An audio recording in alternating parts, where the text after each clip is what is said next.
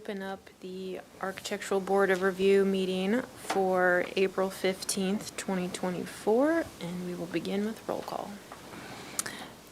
Thank you, Chair Anderson. Chair Anderson? Here. Vice Chair Whalen? Here. Board Member Black? Here. Board Member Noon? Yes. Board Member Six? Yes. Board Member Sovereign? Yes. We have quorum. Thank you. Thank you. We will now open public comment. So this is for any member of the public may address the board for up to 2 minutes on any subject within its jurisdiction that is not on today's agenda. Thank you, Chair Anderson. I'll start with in-person public comment. At this time, I do not have any slips for general public comment. I will move on to check and see if we have any virtual commenters. And I do not see any hands raised for general public virtual comment, and we did not receive any written correspondence for general public comment. So at that, I'll turn it back over to you, Chair Anderson. Okay, and we will close public comment. We will move on to item B, which is the approval of the minutes from the meeting on April 2nd.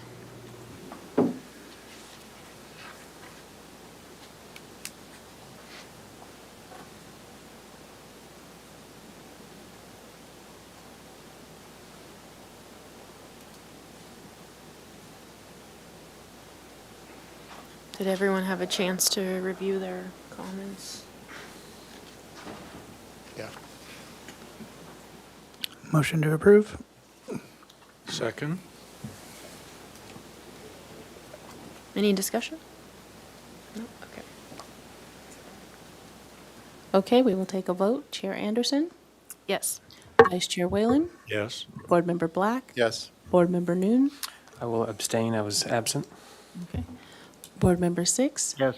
Board Member Sovereign? Yes. Motion passes. Now we will move on to the approval of the consent calendar of April 8th. Thank you, Chair Anderson. We had 3 items on the April 8th consent agenda. Item A, 114 West Calle Crespi, proposal to construct a 743 square foot ADU above the existing detached garage, demolish the built-in barbecue, and permit the as-built vinyl windows, as-built planter, and as-built 60 square foot laundry room. The site is currently developed with a 2-story, 8-unit residential building and detached garage, and it received final approval as submitted. Item B, 1611 Castillo Street, proposal to replace existing asphalt driveway and dirt parking area with new permeable paver driveway and concrete slab, add concrete walls to retain existing unsupported grade, and replace existing wood stairs with concrete stairs, and it received PDA and final approval. Item C, 103 West Calle Crespi, proposal to retain as-built vinyl windows and sliding door that replace steel sash, single-pane windows and sliding door, remove 2 exterior doors and replace with new vinyl windows, and remove 2 exterior doors and 1 window and infill openings with stucco finish to match existing, and it received PDA and final approval. I will move we accept. Second. Okay, let's take a vote. Chair Anderson? Yes. Vice Chair Whalen? Yes. Excuse me. Board Member Black? Yes. Board Member Noon? Yes. Board Member Six? Yes. Board Member Sovereign? Yes. Motion passes. Thank you. Let's move on to April 15th, the consent calendar for today. Thank you. Today's agenda, we had 3 items. Item A, 1319 Cacique Street, proposal to remodel the existing single-family residence into 2 684 gross square foot units, remove the existing non-conforming garage and construct new 2 carports providing 4 covered parking spaces with new concrete driveway and curb cut. And it received final approval with the comment that staff is to confirm the slight revision on the architectural and landscape site plan to reflect the continuous concrete pathway leading from carports to front door of residence. Item B, 933 Castillo Street, proposal to convert the existing 2-story office building to 6 short-term rental units. The project includes aesthetic upgrades to building exterior, additional landscaping, and associated grading/site improvements, and request for a minor zoning exception to reduce the required 5-foot landscape buffer along interior lot lines for the length of the parking area to 2.5 feet. And it received PDA as submitted. And item C, 19 North Voluntario Street, proposal to replace the existing 1-car garage with a 1,492 square foot two-story residence with an attached 450 square foot two-car garage, as well as a one-car carport to serve the existing 1,192 square foot one-story primary residence, and it received final approval as submitted. I'll move we accept. Second. Great, let's take a vote. Thank you. Chair Anderson, Yes. Vice Chair Whalen, Yes. Board Member Black. Yes.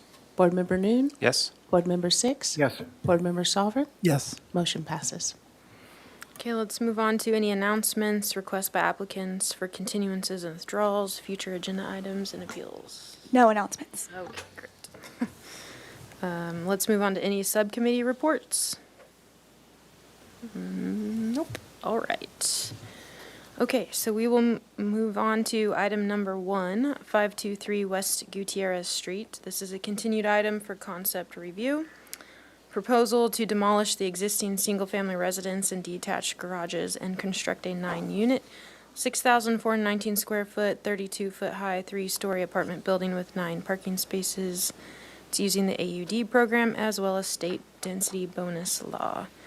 No final appealable decision will be made at this hearing. Project will require compliance with the project compatibility findings and urban design guidelines. It was last seen on February 20th, 2024. It's the team here. Come on up. And then do you have the minutes that you could pull up for the board?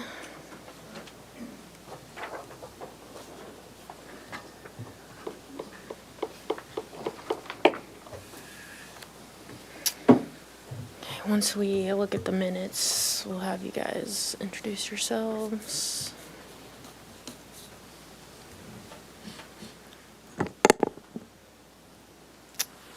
So last time it was here, we could not find neighborhood compatibility with the mass bulk and scale of this project. Needs to be a reanalysis of the program of the building to significantly reduce the size and shape of the building in context to the site and neighborhood. Included in reducing the mass bulk and scale, applicant is to find more opportunities for adequate green space on the ground floor. Okay. All right, can you guys introduce yourselves? Welcome back, and walk us through your response and any changes. Hi, I'm Bobby Walker with BW Design. Clay Arell, architect, AB Design Studio. Katie Klein, landscape architect, RM Design Group. Great. So since our last minutes, we have an update to the project team. So we have Clay with us. He's collaborating with the design to help us take a look at how to get this to fit within the neighborhood compatibility. So for our presentation today, he'll kind of be taking the lead, walking through the updated changes, and then Katie will kind of round it out with how we've addressed our landscaping comments and provided additional landscaping more appropriate to the site. Hey, everybody. Nice to see you all again. I'm going to go through the project here. I always get confused on these. As Bobby said, I'm working with the owners on another project. They asked me to see if I could come in and work with Bobby and collaborate with the team and see if we can get this project moving on a good track. I've watched the last hearing. I heard a lot of the commentary. And so we're going to go through the project. You've already seen this before. The site is here on West Gutierrez. If you zoom out of this neighborhood, which I'm going to do in a minute, there's a lot of multifamily projects in and around this site and a lot of student housing. Our site is up here. Where am I? Not Claire. So this is our site here. This is the neighbor to the east. These two structures. This structure in the back is this structure up here. This is the neighbor next door to the west. Getting my bearings. Here's another view of the property. We'll be removing the home and then grading the site for the new construction. Here's a neighborhood study that we put together, just the different buildings around the neighborhood that are multifamily in nature or 2 and 3 stories in nature. These in particular are on, can't read that, Ladera. These are 3-story structures kind of right out at the street. There's a lot of different typologies in the neighborhood, as many of you know, 2 and 3-story multifamily structures. This particular site in our mind is on a street that's in a transition. We know there's other people in the neighborhood interested in also putting more density on their sites. So, we kind of feel that this street is going to transition over time as this neighborhood gets more and more multifamily projects in it. And so we feel that our project is in keeping with the neighborhood and in what's happening down the road. Here's the existing site plan survey. Existing home here, existing driveway cut here, the driveway location will remain. Everything else is coming out. Whoops, excuse me. Here's the updated site plan.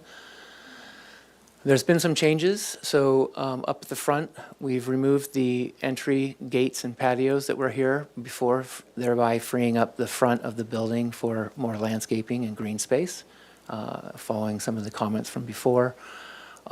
We have a small little one, or the ground floor of this area here will be used for trash and recycling, as well as bike storage, and we're still working out all the sizing of all those things with the city. We've kept this walkway along the back. That has remained. Those will be permeable paving. We have also we've kept the parking. We felt and agreed with the board that over-parking the project was a good idea. We only need 4, and we actually we had 9 before, and we have 8 now because we're adding in an ADA spot.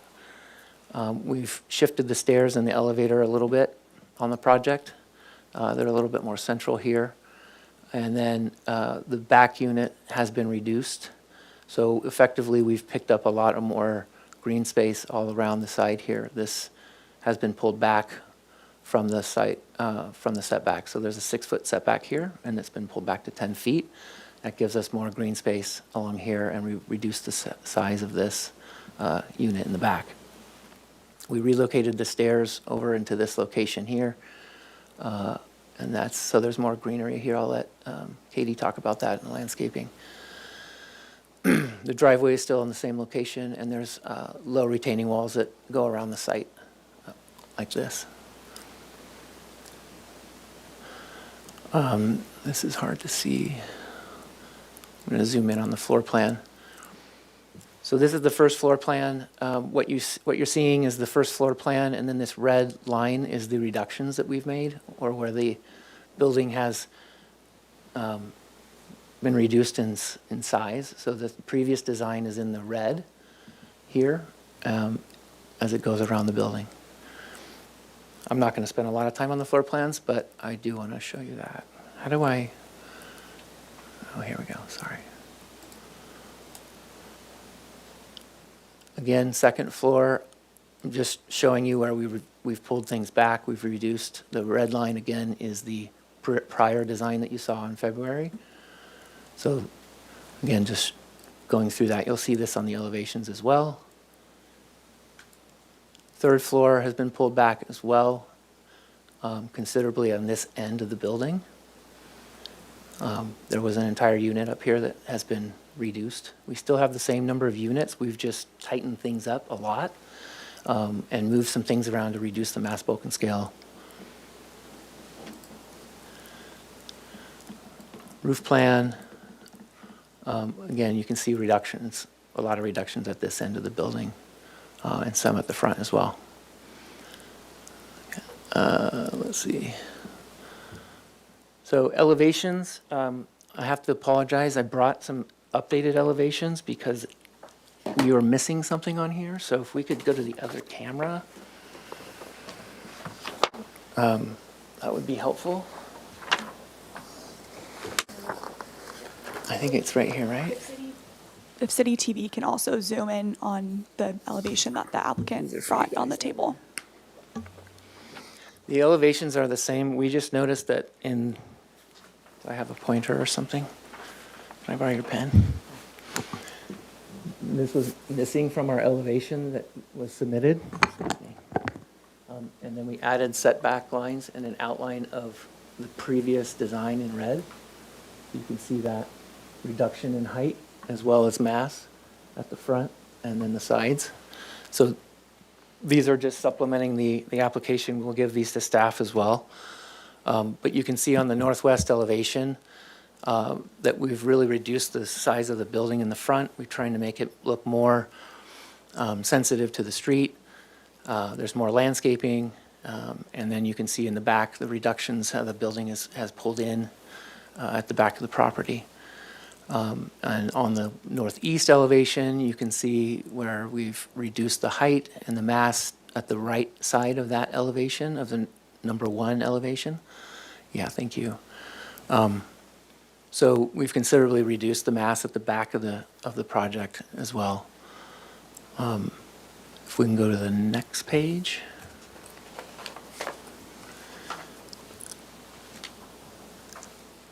So again, on the southeast elevation, we can see where the third story mass has been considerably reduced. There's a small, on the number 2, sorry.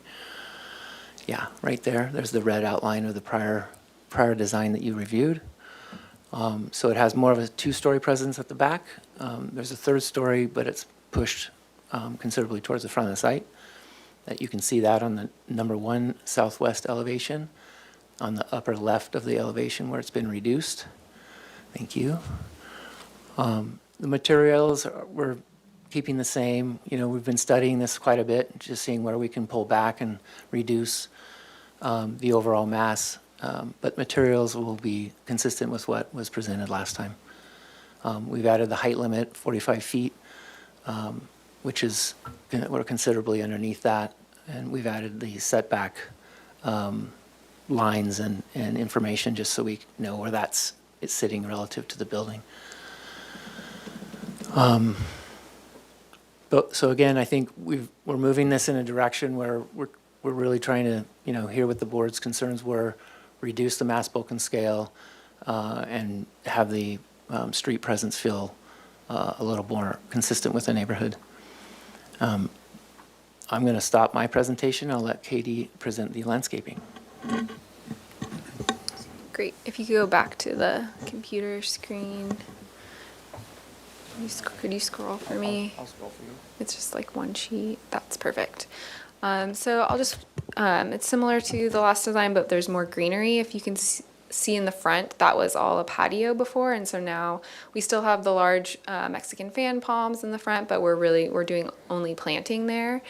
Kind of informal diamondia lawn and just greenery in that whole area. And then also to the left, you can see we have almost a 2-foot planter now along that whole driveway. And so we're going to be putting vines in along there. And then also we'll have low planting.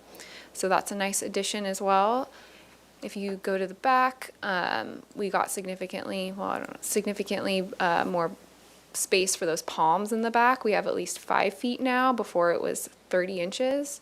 And then we have more canopy vertical trees as well, and not just the palms because of that new green space that we have to the left right there on the west side. Yeah, exactly. So we haven't decided specifically, so we have some options there. And then palms strategically placed along wherever we can get them for privacy as well.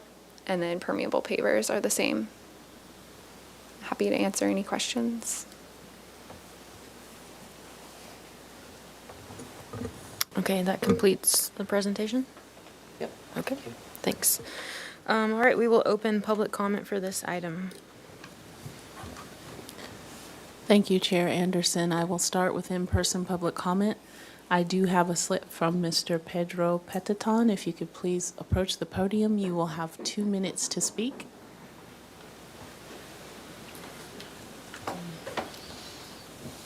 Make sure your mic is.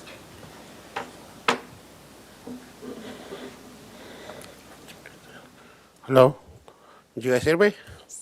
Oh, thank you so much for letting me talk, but I'm the neighbor See what I mean? The only thing, I swear, under God, is I need my privacy. See? Board, please consider it. It's gonna be a lot of people right next to me. I don't want people watching me every time I go outside with my kids, with my wife. That's all I'm asking for. I think it's not much. And I know I had 2 minutes to speak, but consider me and my family, please. That's all I'm asking for. Thank you. Thank you. Chair Anderson, can I ask the public speaker a specific question Sure. about? Sir, if you'd like to come back, can you come back up to the mic, please?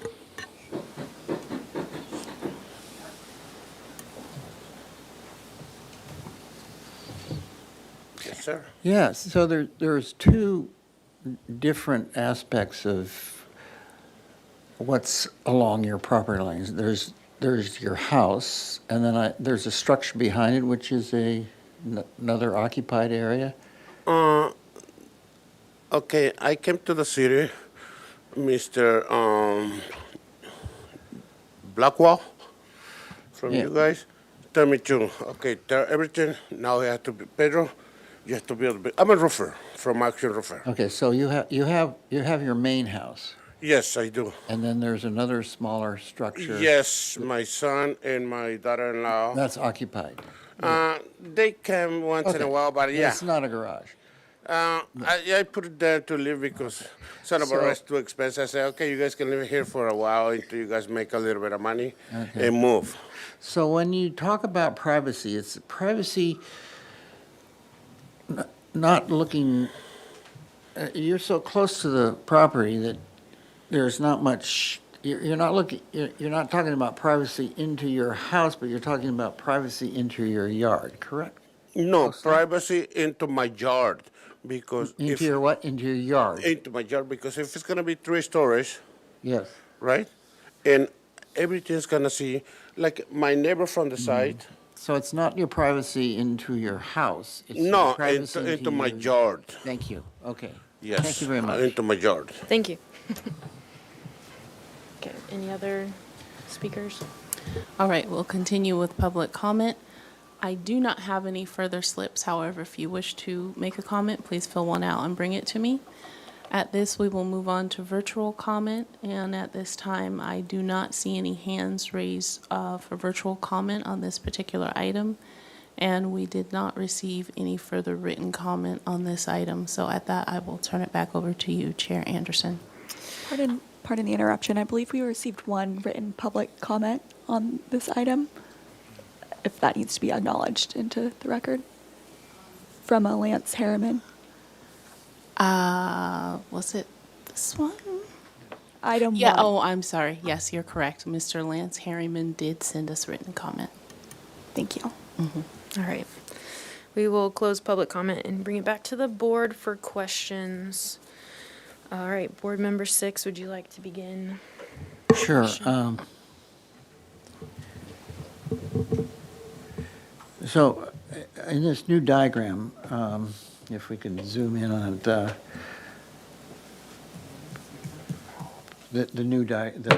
sheet here.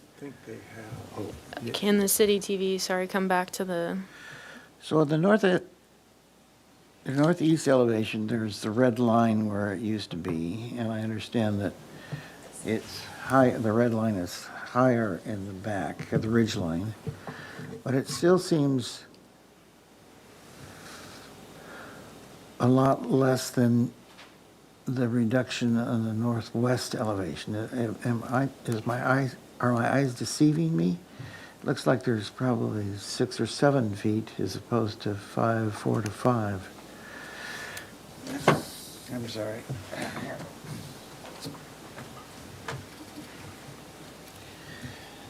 From here to there, and from here to there, seems this is a lot less than speak that. into That reduction dimension is a lot more than this, so I'm, This gable is this one. This one is back here further. Can you speak in the mic? so this gable, so where does this gable show up? So it should be something like that?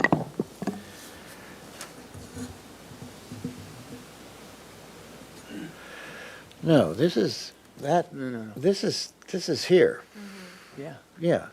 So this gable here is that gable, Yes, that's correct. and that gable is in line with the main floor. I understand that the red line pushes up a little bit, but my question still is, and, you know, it's a minor point, but it leads to, are these accurate? So, you know, this and that are different. Can you explain it? So this, the top of this is right here. The top of that is the same here. But this dimension here, from the red line to that continuous post, I believe the rear elevation will help solve it because that roof actually connects and becomes part of this roof slope behind.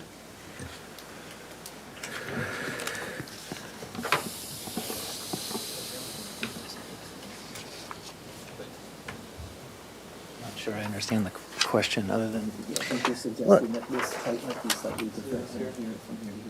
yeah, this is more radically showing a healthy reduction than this is. And I just would like to have confidence in these drawings to evaluate them. Wouldn't everybody agree? Yeah, well, You don't know? the drawing scale, I don't see it as very far off, but there might be a slight discrepancy from tracing this line over this. Reminder to the applicant, if you can please speak into the microphone. Sorry, Thank you. excuse me.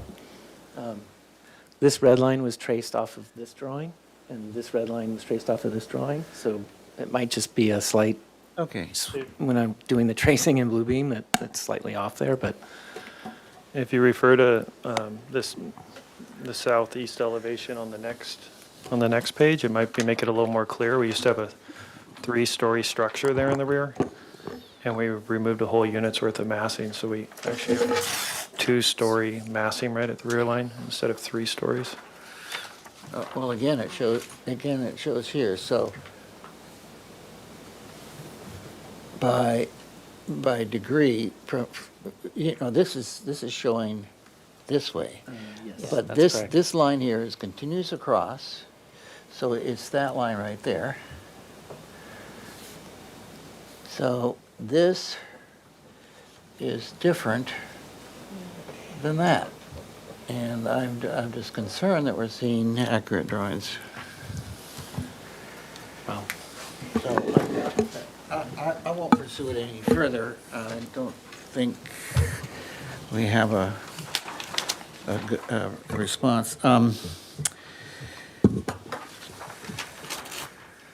you thank you for showing the side yard bump out in your northwest elevation. The only other question I have is, if we go back and forth from this new elevation on the camera, the front elevation, the northwest elevation on the camera, and then we go to your roof plan, no, your second floor plan.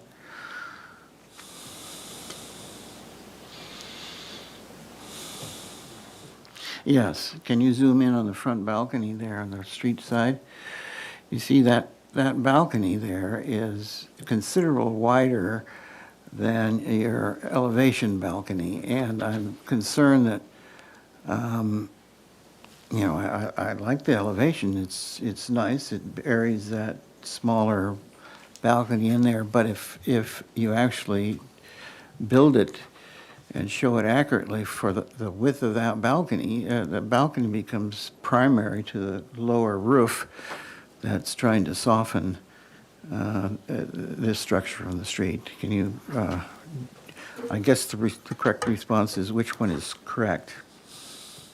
And do you need the larger balcony for specific open yard or private yard requirements? Can you repeat the question, please?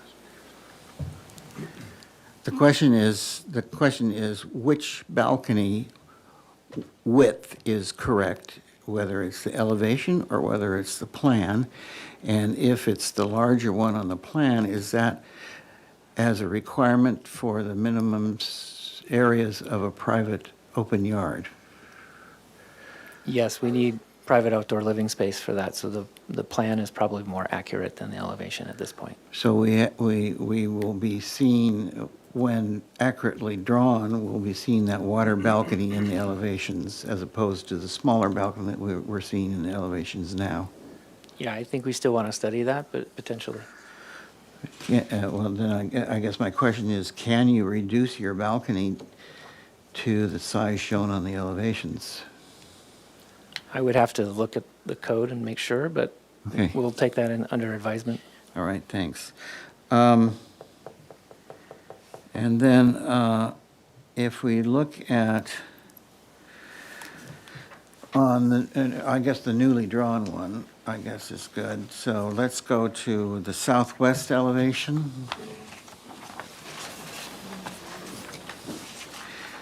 This, it has to do with the open patio on the front side of the, on third floor. No, what is that? Yeah, third floor.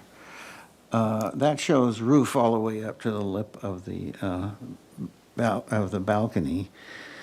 But I think the balcony is pushed, if we again look at the plan, can we look at third floor plan? We're talking about.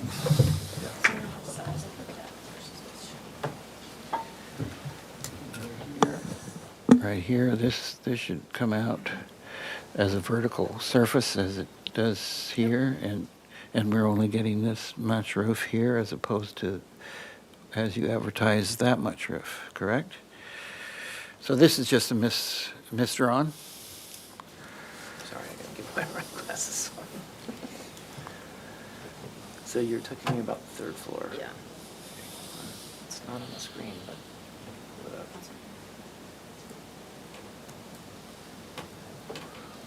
They brought the roof.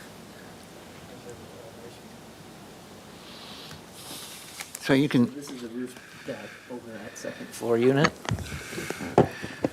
well, if you, And the question is there more or less roof there? there's a vertical wall, right? It has to be a vertical wall there. If not, your balcony would be, look at your plan. I'm looking See where the ridge line is? here. Yeah, now look at the bottom side of that. That is accurately drawn to your northeast elevation, but it shows up drawing-wise as the same for your southwest elevation. So your balcony would only be 2 feet wide.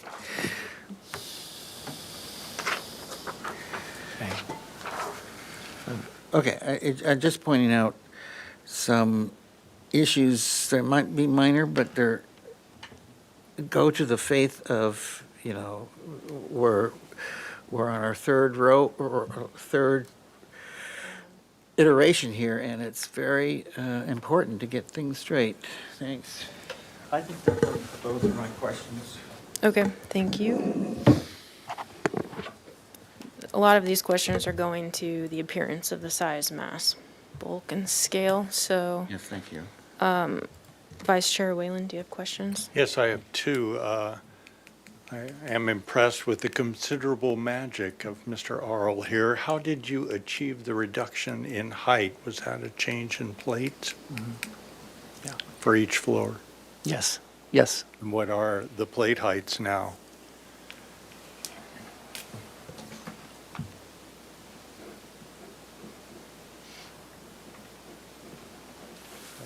We lowered, excuse me, we lowered the top.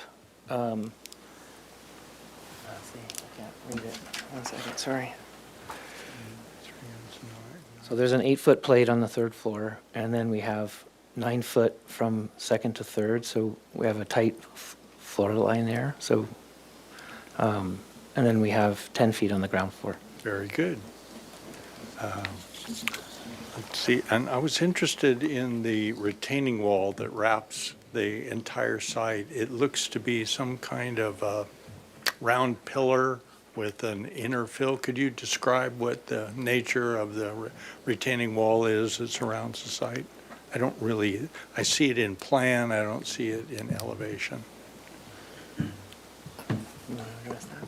Sure, if you want to go to the landscape plan, we kind of have a visioning. It's not the best, but it would be, yeah, to the bottom right picture, a plaster wall with fencing on top. So it's a CMU with a smooth coat, all right. To match architecture. Thank you. Those are my questions. Thank you, Chair Anderson.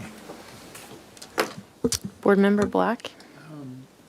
Speak into the mic, please. Thanks.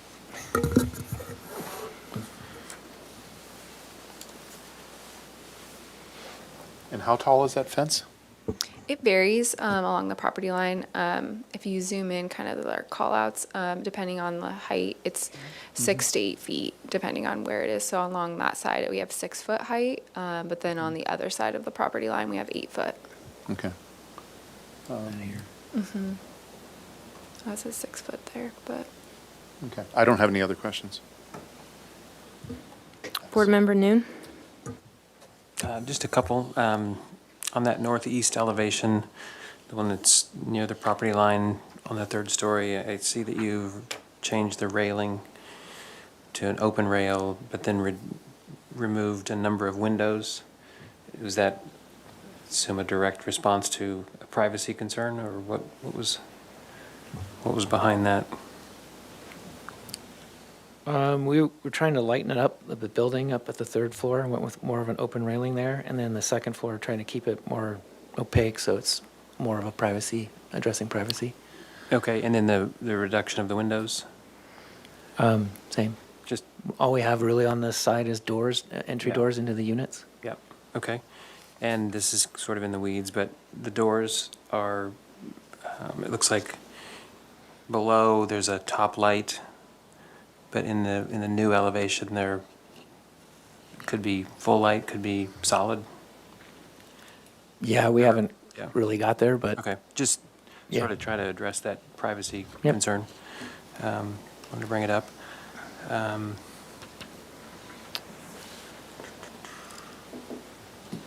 That's it for now. Board Member Soffren? No questions.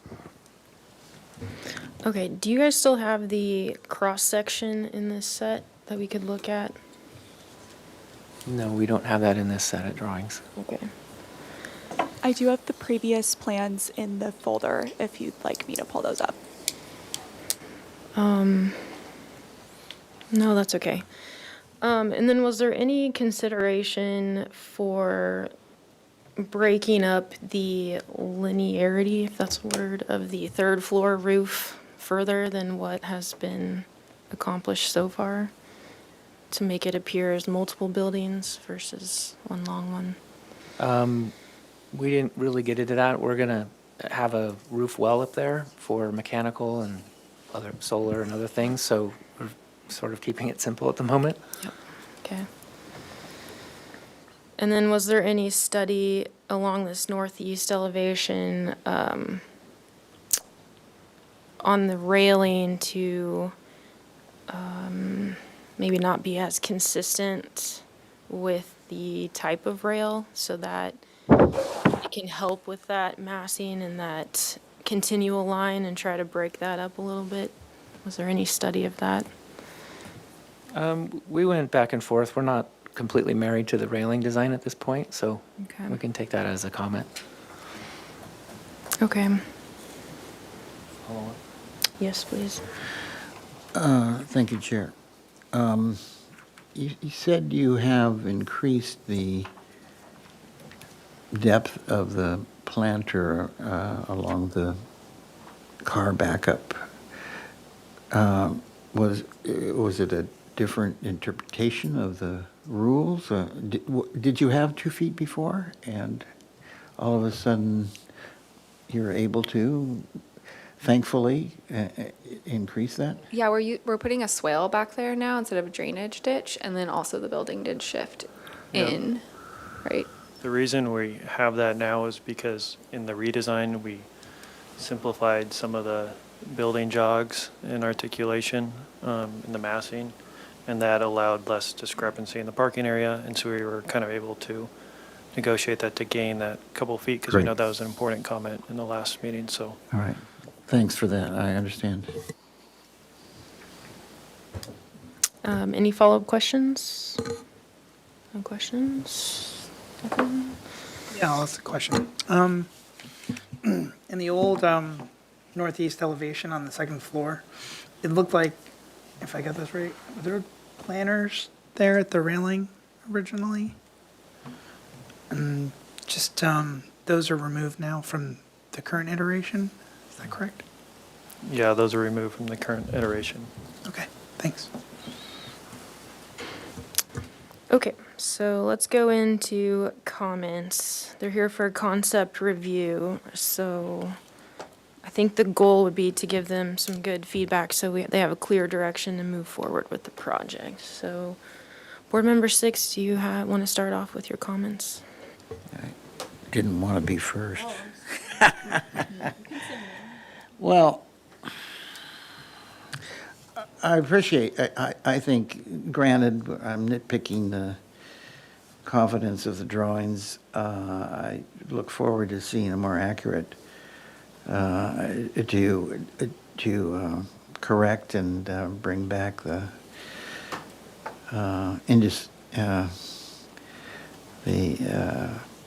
erroneous parts of the drawing, but I don't think it's, I think that there has been a significant amount of reduction to this project, and even though it is not as much as I would like, I think that if we demand further, it's going to be contrary to the new housing policies and so forth, the political agenda. That being said, I think that the style changes, the lightening up the posted beams on the, in particular, the posted beams on the northeast elevation are, and lightening all that up is very good.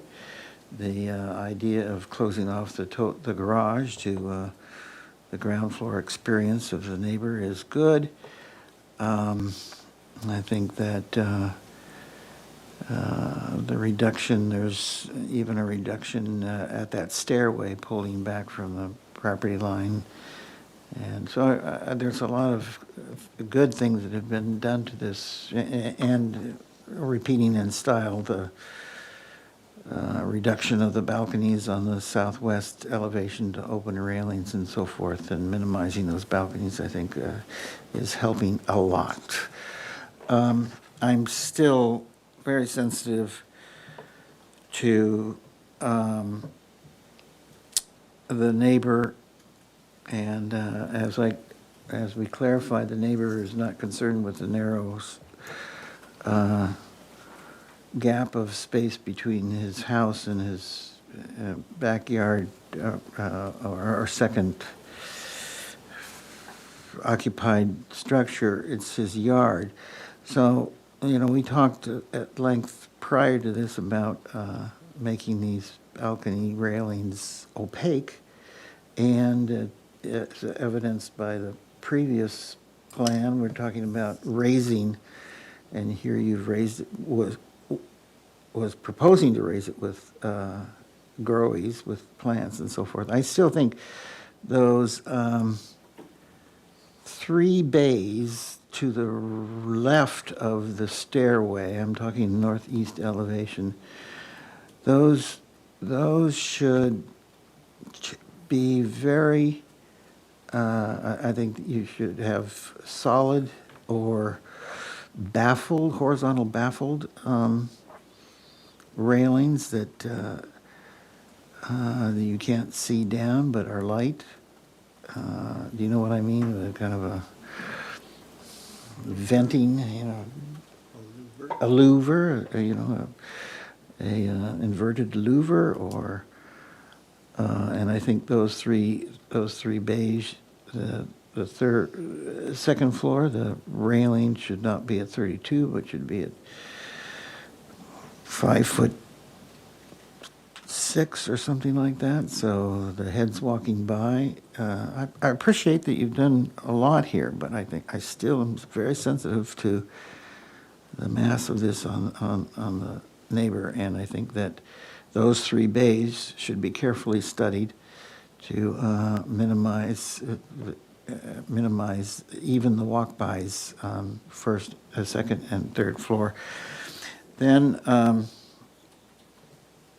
on the corner, if there's two small bedrooms on the very back of the building on both sides that have considerable windows on both walls of the bedrooms, first and second floor. I would think that you could still make those bedrooms livable if one of those two windows was a very high sill that could fit a bed under it. And I'm not sure which windows are more sensitive to the neighbors, whether it's the neighbor to the northeast or to the southwest, but I would think you have an opportunity there to have at least one of those two windows per bedroom be a higher window and still have a very livable bedroom. And then I talked about, minimizing the balcony at the front to have more roof than balcony wall. But my bottom line is I think I appreciate the length it has come to, and I think the overall scheme is, mass spoken scale is acceptable. Okay, Vice Chair Whalen. Yes, I would reiterate and support all of Member Six's comments. The only area I might focus on is those three bays he mentioned on the northeast elevation that relate to the parking structure. It seems that that one elevation is curiously linear to the rest of the other three elevations, which have quite a bit of articulation. So in terms of scaling it to the rest of the neighborhood, if somehow you could use your considerable magic to articulate that elevation to reduce its planar nature. Thank you. Board Member Black. Yeah, I would generally agree with what the comments have been made. I have the same opinion as well in terms of the improvements that have been made. To me, they're significant and in a positive way. So I'm not quite clear how we would address the privacy issue when it comes to the neighbor, short of the neighbor planting a lot of material on his side and getting some verticality there. But that's not part of your project, I realize. But if it was me, that's what I would be doing, and have in my own yard done that. But I think it's a market improvement. Those are my comments. Yeah, I don't think I'm going to deviate much from what's been said. I think it's a very acceptable response to the previous comments of reducing the overall size. I would maybe deviate a little bit. I think what you've done by removing the windows is in the right direction towards allowing privacy without, significantly affecting your intent for the design. I don't know that some of the comments that were made with adding louvers or maybe there's a creative way to do that. I guess I wouldn't be as supportive of that. I think what you've done just by reducing the openings, the number of openings, is good. So I would support, probably PDA, I would support, oh no, this is just concept, okay. So I'm in supportive of the direction that you've done. Okay. Board Member Soffren? I think, yeah, in regards to the bulk and massing, done a great job. I actually I'm a little, with the northeast elevation, I understand the privacy of the neighbor, but to see, you've done what's been asked of you, but to see no windows and this big wall of siding, I think about living in those apartments and them being dark on that one side and not having any natural light would be an unfortunate situation. I think when we buy a property, sometimes we understand that there's a risk that our neighbor might be able to do something different, develop. And I'm curious if maybe if you were able to provide some line of sight studies to support that maybe you could put some windows back in on this side of the structure to let more natural light into these units, that you'd be able to support that argument. Because, yeah, I just think it'd be a real shame here. I don't know too many structures here where you don't have any windows on one entire wall of a building for the most part, especially 3 stories. So that's those are my comments, and I just asked about the planters on the second level, just because I thought that they kind of help provide a little bit of an argument of creating some natural privacy and adding some greenery. So I think you guys have done a great job, and I'd be in support of you putting windows back here, because I think there should be windows on this side. Okay. I think it would be helpful to provide some cross-sections next time you come back. And I would also include, because what we're not seeing in this elevation is your site wall and your fence and everything. And so even if you had a line of that and in your cross-section, it'd be really helpful and a lot easier to discuss this, I think.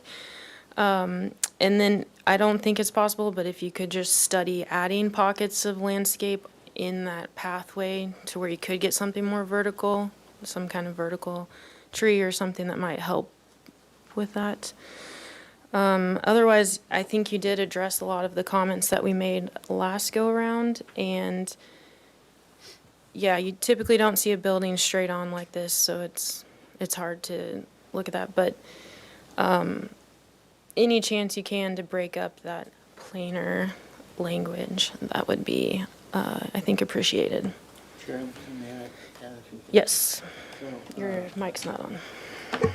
Mr. Soffren, the addition of the windows, you're talking about some kind of high sill windows that they wouldn't be able to look down and I think whatever it is. I think that's where a line of sight study Yeah. could help determine and show sort of what that would be, because I think right now as drawn, when you look at the second story, and I mean, we're also talking about a walkway to an apartment. This is not the deck where everyone's going to be hanging out, and really just much more concerned about the lack of natural light for half of these apartments. But I think, yeah, and the site, if the sight lines show that the sill should be 48 or 60 Yeah. or whatever, yeah, good, Just good, good. something. Okay, I can go there. A couple of things. One is, I think you have an opportunity to put a larger canopy tree, still vertical, but as the new stairway has a lot of setback from, or more setback from the property line, and you're using it for palm trees, I think maybe a bigger tree that could better provide security in that area would be good, because you have an opportunity in the area to do that. And then my issue on the very front balcony, perhaps, I don't know what your rake overhang is now, but perhaps you go to the max there, so, you know, you have as much as you can get more roof than balcony, vertical balcony balusters there would be advisable.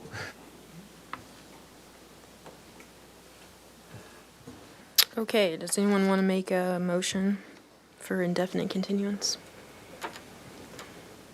Nope. All right, I'll make a motion for indefinite continuance back to the full board with the following comments. The board appreciates the applicant's response to last meeting's advisories and looks forward to the development of the project. Number 2, continue articulating the northeast elevation balcony and railings. Study potential window locations into the units with site sections showing line of sight from the neighboring yard to determine the sill height. Study an alternate type of tree by the staircase, I don't know where that is, along the northeast elevation. Okay, confirm the size of the balcony on the northwest elevation and study the roof overhang at that location. Is that what you said? Rake. Oh, I'm sorry. Study the rake at that location.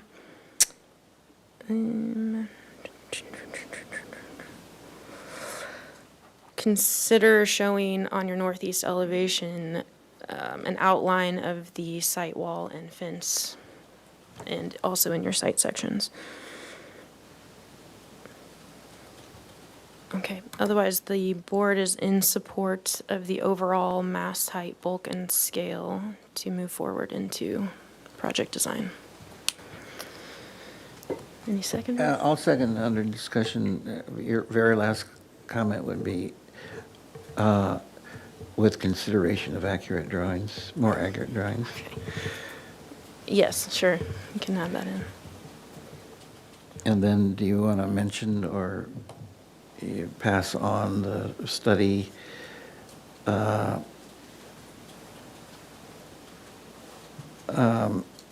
raising the sill heights of one of the bedrooms in the rear, or one of the windows, one of the 2 windows in the rear bedrooms in light of privacy issues?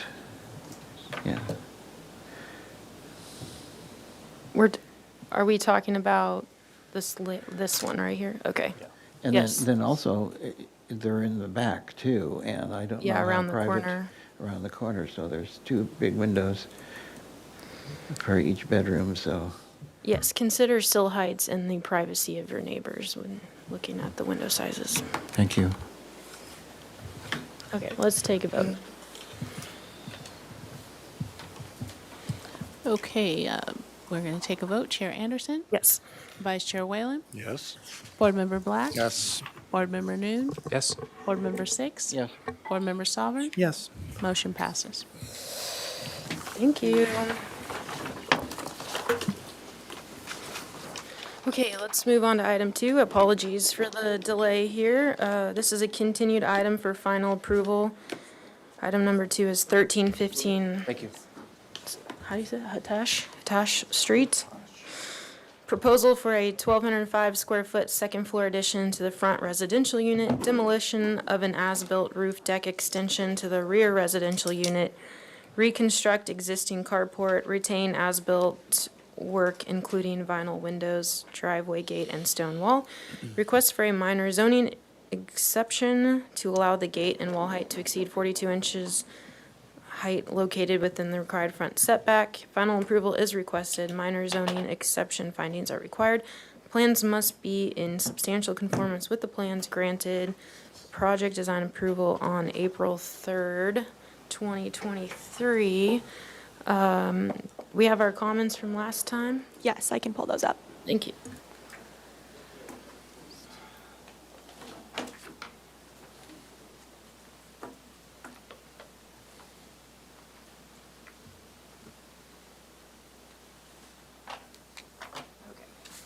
Okay, can you introduce yourself, welcome back, and walk us through your response to the comments? All right, yeah, my name is Jose. I'm the designer on the project. I know it's been, I think, like a year or so, so I'll try to remind you guys where we're at. The last time we met for PDA, I think, it went well. I think there were just, like 3 or 4 comments that I'll go ahead and address. But we did develop a couple of items that I'll go through right now. So starting with number 1, study adding a vent or detail at the top of the gable end. So we did consider that. Let me zoom into the elevation. So we did consider it. We liked it. So we added a circular vent at the gable end. We also broke up the verticality by going from a horizontal siding to then a shaker above the top plate, and we thought that that really broke it up very well, so that the structure didn't seem too high. Number 2 was about studying the front porch to make it look more bungalow. So we looked at a couple inspirational projects and felt like we accomplished that. So at the front porch, we're using, I think originally we were 4x4 posts, so we went a little bit heavier, used 6x6 post, added wood railing, and then with a 6x10 beam across. And we wanted that to be open just to allow for natural light to go into the front of the house. That's the living area that you enter onto. Number 3 was to include the details of the doors and windows, which we could review. Again, we studied a number of bungalow homes and went with a 6-inch top trim piece, 4-inch on the sides, and then a 2-inch on the bottom, which we felt was appropriate for this project. And then number 4 was just to ensure all the overhangs were consistent. I think there were some discrepancies in our last submittal. So we did verify all of that. All the overhangs are 18 inches.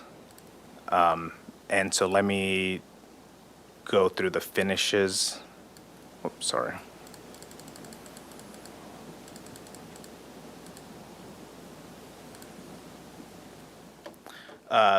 So here's a inspirational image that we used. We're wanting to go with a light gray, white trim and black windows. We are going to be, adding a new roof as well. So we're just proposing a dark charcoal asphalt shingle. For the lighter, so it's like a 2-tone. So for the lighter horizontal siding, we wanted to do a gray slate. And then for the shaker, we were going to go a little bit darker just to add some contrast, which is a night gray that we're proposing. So here are the black windows. And then the stucco as well it didn't seem to print correctly, but it's also a lighter gray stucco finish that we're going to be proposing. And then the other thing was the approval for the minor zoning exemption. So when we last talked, I think everybody was okay with it, but it was never listed in the minutes, which didn't get approved. So essentially what we wanted to do was part of the existing stone wall that the owner built was higher than 42 inches. So the owner did not want to remove that wall, so he was hoping that we'd be able to reduce the stone part of it to the 42 inches, and then above that add railing, the wrought iron railing to match the driveway gates and fence. And that completes my presentation. Can you also run through any lighting if you're proposing it? Exterior lighting? Yes, so there's going to be lighting at the front porch, the covered front porch and the back. So we just went with the, pretty basic black light fixture. So we'd be flanking 2 light fixtures at the front, and then we'd have one at the back of the residence as well, which is showing. So this is the rear of the residence back here. Okay, thank you. Okay, let's open up public comment. Thank you, Chair Anderson. I will start with in-person public comment. At this time, I do not have any slips for this particular item, so I will move on to virtual comment to see if anyone wants to make a virtual comment. And I don't see any hands raised there either. And for this particular item, we did not receive any written correspondence. So at that, I will turn it back over to you, Chair Anderson. Great, we will close public comment and go to questions from the board. Board Member Soffren. More question for staff. With that stone wall in the front where they've been required to take it down to 42 inches for the visibility triangle, that wouldn't be us because that's transportation. Because even putting some wrought iron would be putting something. That's okay. So transportation has reviewed the project and they are supportive of the waivers, and that's a separate waiver that they grant. But for the design, the minor zoning exception, ABR is responsible for making those findings for the MZE specifically, but transportation is also supportive of that waiver. Okay. I have no questions. Thanks for the clarification. Board Member Noon. Just a quick question. At the base of the porch, it's showing up in white on your elevation. What material is that? That's going to be a gray, so it's a dove gray stucco by La Habra. Okay, the building siding, gray siding, then that's plaster below. Yeah, well, the gray stucco, it's like an off-white. Yeah. Yeah. Okay. That's it for now. Board Member Black. I guess that wasn't totally clear. So the wall's being cut down, the stone wall's being cut down to 42, and then how much wrought iron is above that? So it makes the overall height what? With stone and wrought iron. I'll check that right now.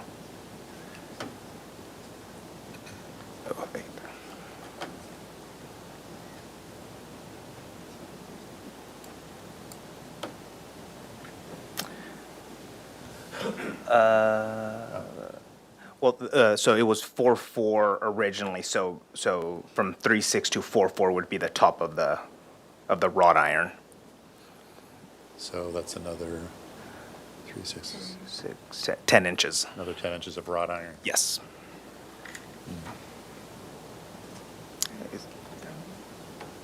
Looks more. And how, I'm sorry.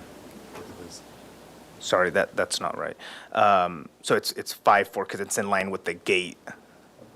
Right. So that would be 1 foot 10? 1 foot 10, yeah, that seems right. Okay. And then the iron gate itself varies from 5.4 to 5.10, and I'm reading that right, I'm guessing, so, okay. Yes, there's like a curved part at the top. Yep. And there's some, we added some images of the existing. And transportation has already signed off on the 5'10" gate, because you can see through it, obviously, so, Yes. okay. That was my only question, question. Vice Chair Whalen. Yes, Mr. Sanchez, I may have misunderstood you, but I thought you said you were going to add a circular vent. I didn't see that on the drawings. Could you zoom in on where that would be? Ah, yes, there it is, very faint, thank you. That's my only question. Board Member Six. Yeah, this is good to stay here. I still don't understand, there seems to be an awkwardness with this a flat roofed carport just adjacent to the new addition. And is it separate from, it just seems that this could easily be tied into the new structure and eliminate 2 of the 4 columns and blend it into the new structures. Why is that remaining? And on the plan, they're perfectly aligned to do so. I don't understand why that, is there a technical reason that has to be a separate structure and those columns exactly where there are? We did study that. We studied aligning it, and it felt a little bit awkward, that extension, and it just felt like the front porch felt offset. So we try to add a flat roof so that it looks like a pergola style structure, so that it didn't take too much away from the kind of bungalow feel of the front porch. You could have a lean-to that would be radically separate slope from your main gable. You see that all the time. Like you could eliminate the columns against the porch and hug and use the building wall beyond and the eave beam of the porch to support a roof structure at a 2 and 12 or a 3 and 12. It would eliminate a lot of work and become more harmonious. You could also put a little skylight or whatever above the kitchen window to receive light in there. I just don't understand why that 4 columns in the position it's in is so precious, and I feel it's awkward. I guess that's a question. Can you show us in plan? Tipping into the comments. Sorry. I get you.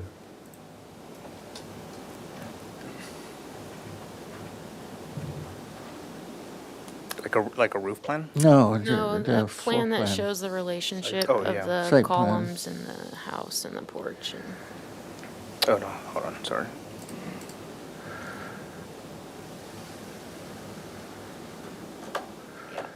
There you go.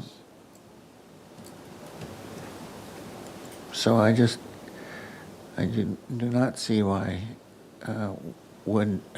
because everything aligns, even the front gable. I just don't see why that you can't beautifully flare a lean-to or much lower pitched roof and incorporate it into the porch post and the kitchen wall beyond. But that's a question that would did be. we talk about it last time? We did. It's been quite some time, so I'm trying to. There was a reason why, and I do remember we studied it because that was a comment originally for conceptual. I don't remember off the top of my head. Yeah. Okay. I guess I'll have to be satisfied with that. Okay. I don't have any other questions. Any follow-up questions from the board? I had a quick one. Can you go back to that exterior elevation just to clarify that stone wall that is on the right side of the page is above the 42 inches? And that is conforming? Yes. It's not in the triangle. But is it This one right here? the one on the right side? Here? Yeah. Is it? Yeah. The 42 inches is due to the visibility of the Right, driveway. but I thought also at the property line it needed to be 42 inches. Within the setback? Am I wrong there? Well, I think code typically, anything out at the sidewalk's got to be 42 and no higher. Yeah. Any fence, wall, so, May that's sort of the standard now. want to follow Well, up. I mean, it's been through planning, so Yep. I don't know. Usually they would direct us, so this is what they directed him to do, so I feel like Okay. Okay, this is what we're gonna there we go. have to go with. Yes, questions? Chair Anderson, a follow-up question. Mr. Sanchez, could you go back to the close-up you were just at? Based upon Member Six's comments, I now see a pediment in front of the carport with the carport beyond. What's going on there? I think that was just an error. I think that's the proposed carport, the flat roofed, and then the gable existing carport. You're talking about this flat? Yes. Yeah, there must have been a error when we were printing this from our files, but that does not exist. It's just the gable carport that exists right now. It's just a gable Yes. carport. Thank you for the clarification. Yes. Okay, they are here for final. Anyone like to make a motion? No? Vice Chair Wayne?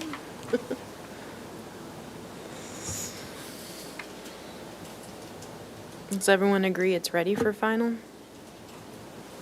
Yes, yes? Yeah. I'll make a motion. Okay, thank you. Sorry. No, I was just going to ask if we needed to clarify Board Member Six's concern about the carport. If that was part of, Yeah, I mean, I think if that was something that we really needed, no, he wasn't here last time. Could be why. I mean, how many members feel, To clarify, may I clarify? I'm going to vote no on this because I feel the whole project is overbuilt, and one of the elements of that is, the multi-complexities of the front, in particular the awkward, I can't think of a kinder word, carport that just looks like another not fully coordinated addition. So I don't know what. So that's my position. We actually wanted to remove it, but we were told by planning we had to have a covered carport. And to be honest, I wish I could remember why we didn't continue that. I want to say that there was a comment to possibly just simplify that carport so that it didn't, stand down and it didn't compete with the roof of the porch. would you be willing to consider looking at that again, or do you feel strongly about where you're at?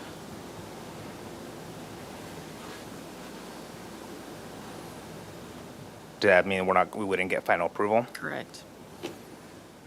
There was definitely a reason why we went with that. This was brought up during conceptual, and then it was reviewed by you guys in PDA, and I didn't get any comments to revisit that again. Okay. How many are in, can we do a straw vote for how many are in support of final approval today as presented?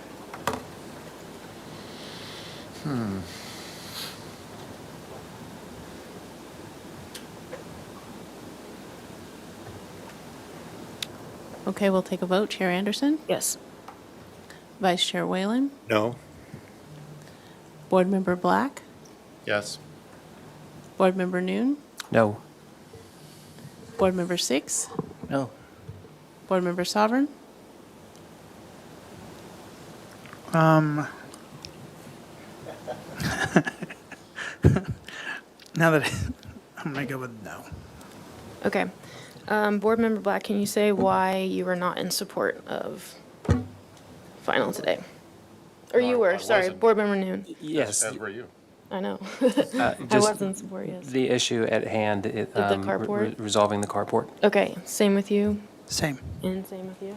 Yes, and I remember making comments about the carport at the original one. Maybe they didn't make it into a full-fledged part of the minutes, but the carport has always seemed an anomaly and a leftover in terms of what you're trying to achieve. When it got PDA, what was shown? What did we approve then? Just out of curiosity. Do you have those plans by chance? I do. We can pull up the previous plans.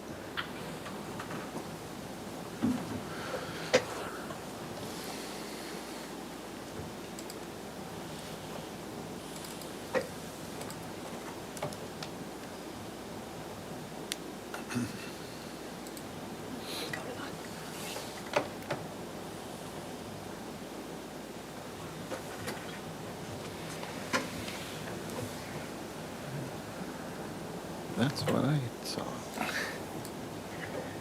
Okay. Yeah, so, We yeah. have our answer. Okay. Okay, will one of you make a motion, please, for them to, Well, I would be willing, can this be on a consent? yes. Okay, so I would make a motion for,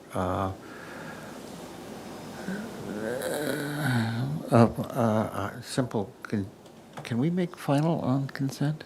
Yes, okay, so this would be a continuance to the next available consent calendar when the applicant is ready to successfully resolve the carport structure now showing on the final plans to be more compatible and part of the architecture of the front porch and front additions. I think that's it. All other issues are acceptable. I'll second that. Under discussion, do we need to add something about the minor zoning exemption? That can be granted now, or when it returns for final on consent. So if you would like to make those findings now, I can put them on the screen. Sure. You want to do that? Yeah, Okay. I'll do that. So I read, the board is in agreement with the minor zoning exceptions, finding that the granting of such exception will not be detrimental to the use and enjoyment of other properties in the neighborhood. Also, the improvements are cited such they are minimize impacts to abutting properties. They also, the project generally complies with applicable privacy, landscaping, noise, and lighting standards in the single-family design board good neighbor guidelines, and the improvements will be compatible with the existing development and character of the neighborhood. And if you can also read number 1 for fences and hedges, please. And also, in regards to the fencing and hedging, the granting of such exemption will not create or exacerbate an obstruction of the necessary sight lines for the safe operation of the motor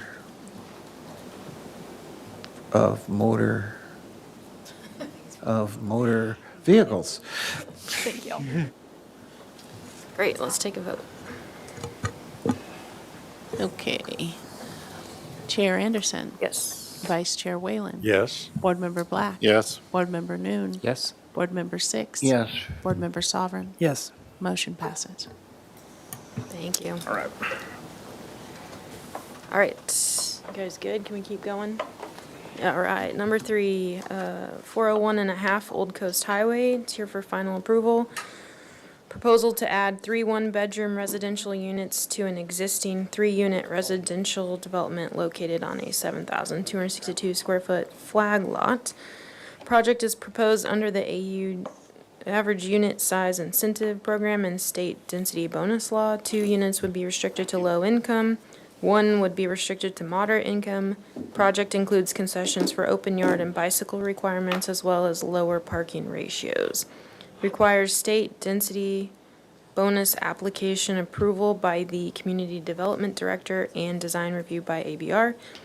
Final approval is requested. Plans must be in substantial conformance with the plans granted PDA on October 2nd, 2023. Do we have any comments from staff? Yes, a couple items we have on here. It says it received PDA on October 2nd, 2023. It also was reviewed by your board on October 30th for final approval. So I have those minutes from both of those meetings. I'll pull up the most recent ones from October 30th. And we also have our case planner here, Kathleen Kennedy, for any questions. And if you'd like to make yeah, she's here available for questions. Thanks. Yes, if we could see the minutes from the 30th, that would be helpful.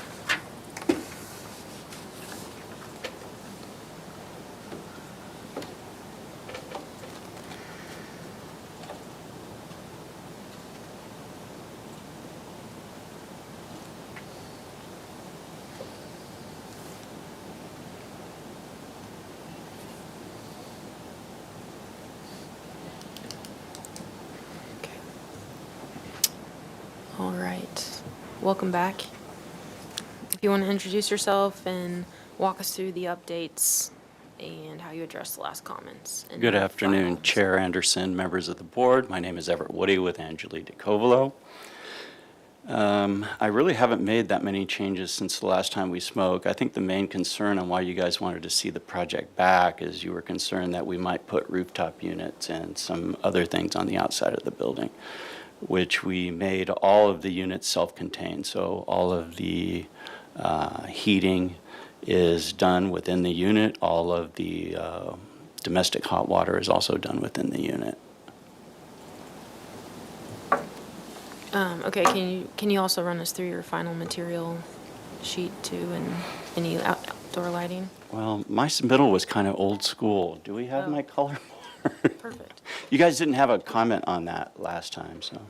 Yeah, just since we're giving final, we like to go through all of this one more time. Okay. So in the plan, if you just want to run us through where your outdoor lighting is, do you have any comments towards I think we had a comment about the railing in Monterey style. Right, I discussed that with the owner, and we decided to stay with the metal railing, only because of the maintenance aspects over time with a low-income project. So would you be able to refresh our memory and just show us the details in the set?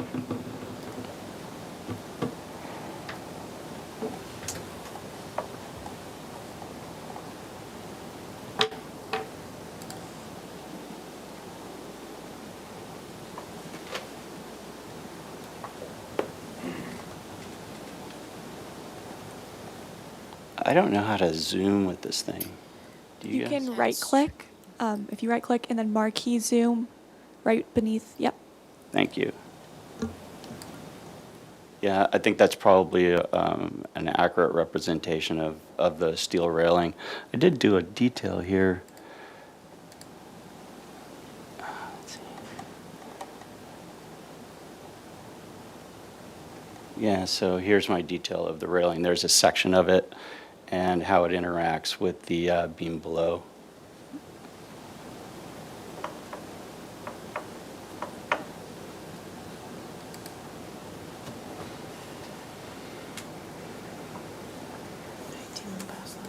Sure.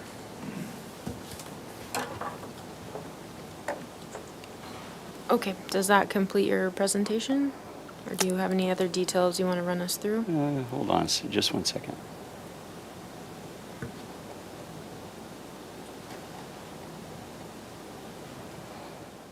The other thing that you guys didn't see the last time that I was here was the section through the stairs. Here it is here.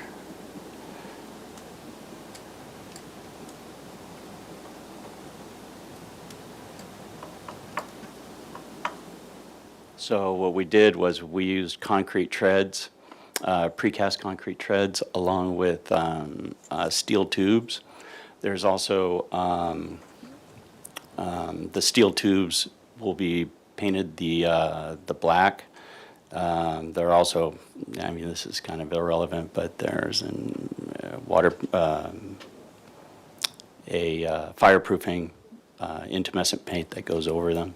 But I think that's really the only detail that we've added since the last time you saw the project. You guys, we did the rain-through deck, and then we got a steel post out front, and then that'll be carried by these steel tubes for the treads. But that's, I think that's the only thing that you guys didn't see the last time. Okay. Great, thank you. Let's move into public comment. Thank you, Chair Anderson. I'll start with in-person public comment. At this time, I do not have any slips for this particular item. However, if you wish to make a comment, please fill out a slip and bring it to me. I see no one in the audience moving to do so, so we will move on to virtual public comment. At this time, I see no hands raised for this item, and we did not receive any written correspondence for this particular item, so at that, I'll turn it back over to you, Chair Anderson. Okay, let's go to, we'll close public comment and go to the questions from the board. Board Member Sovereign, I have no questions. Board Member Noon, None, thanks. Board Member Black, No questions. Vice Chair Whalen. Yes, a question about the roof. You've given us a cap and pan mission tile for the ridge. What is the other roofing material? It appears to be a shingle, Asphalt shingle. asphalt shingle. Yes, sir. There it is. Thank you. Welcome. Board Member Six. No questions. Okay, and I do not have any, one question. So no air conditioning, correct? No. No condensers, okay. It's so close to the beach. We analyze it. Okay. Okay, so we'll close questions and go on to comments. Board Member Sovereign, do you feel like it's ready for final approval? I feel like it's ready for final. Board Member Noon? Yes. Board Member? I would agree. Black? Vice Yes. Chair? Yes. Okay, great. One of you can make the motion, please. I'll make the motion. Okay. The board finds this project as submitted, ready for final approval. Second. Great. Any discussion? Okay. Okay, we will take a vote. Chair Anderson, Yes. Vice Chair Whalen, Yes. Board Member Black, Yes. Board Member Noon, Yes? Board Member Six, Yes. Board Member Sovereign. Yes. Motion passes. Okay, thank you. Can we take a 3-minute, Yes, and 5-minute? can you please announce the Thank you. appeal period as Oh, well? Thank you. yes, there is a 10-day appeal period. You can see the instructions on the screen. Maybe? On the screen? Great, thank you. And then can we take a 5-minute recess, please? Yes.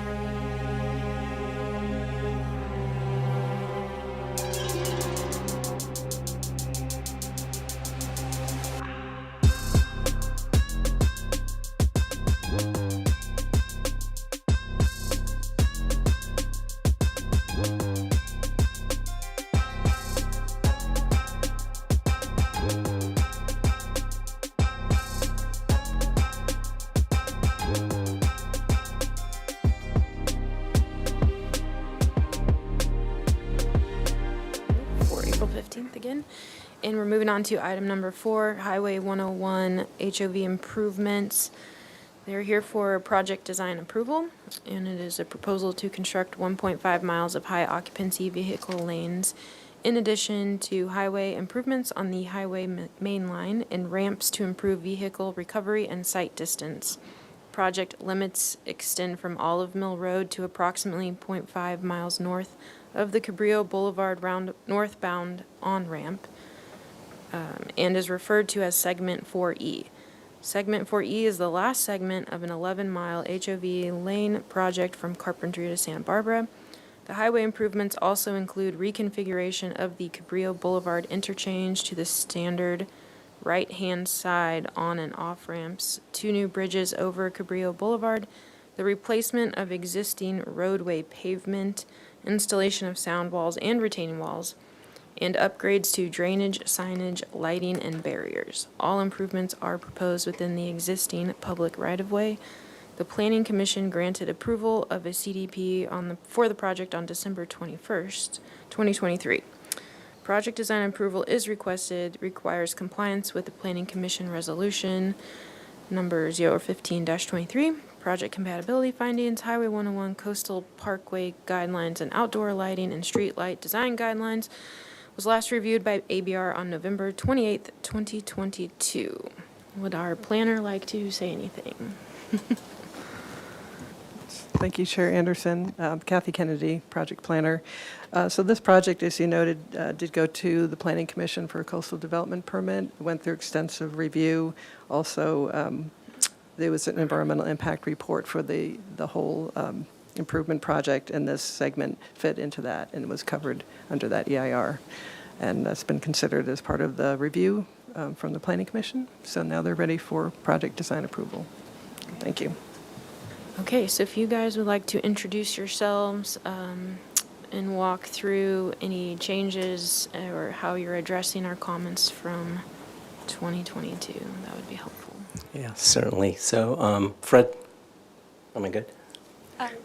Yeah. Really quick, if we could pull up the previous minutes from last time, if the board would like to review those, and then we can continue with introductions in the presentation.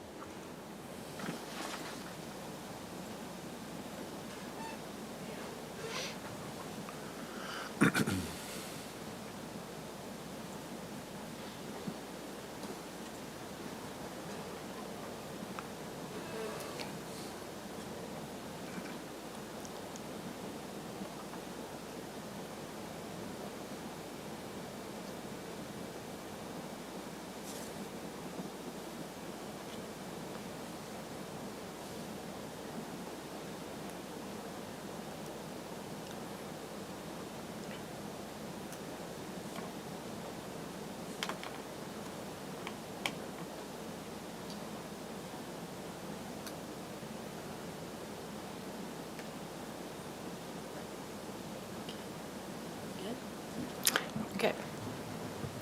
Ms. Ernst, I wanted to state for the record that while I was not at the meeting, I have watched the video and read the minutes, and I had the feeling that I had seen this all before, so I must have watched it 2 years ago when you were here, although we all look different now. Thank you.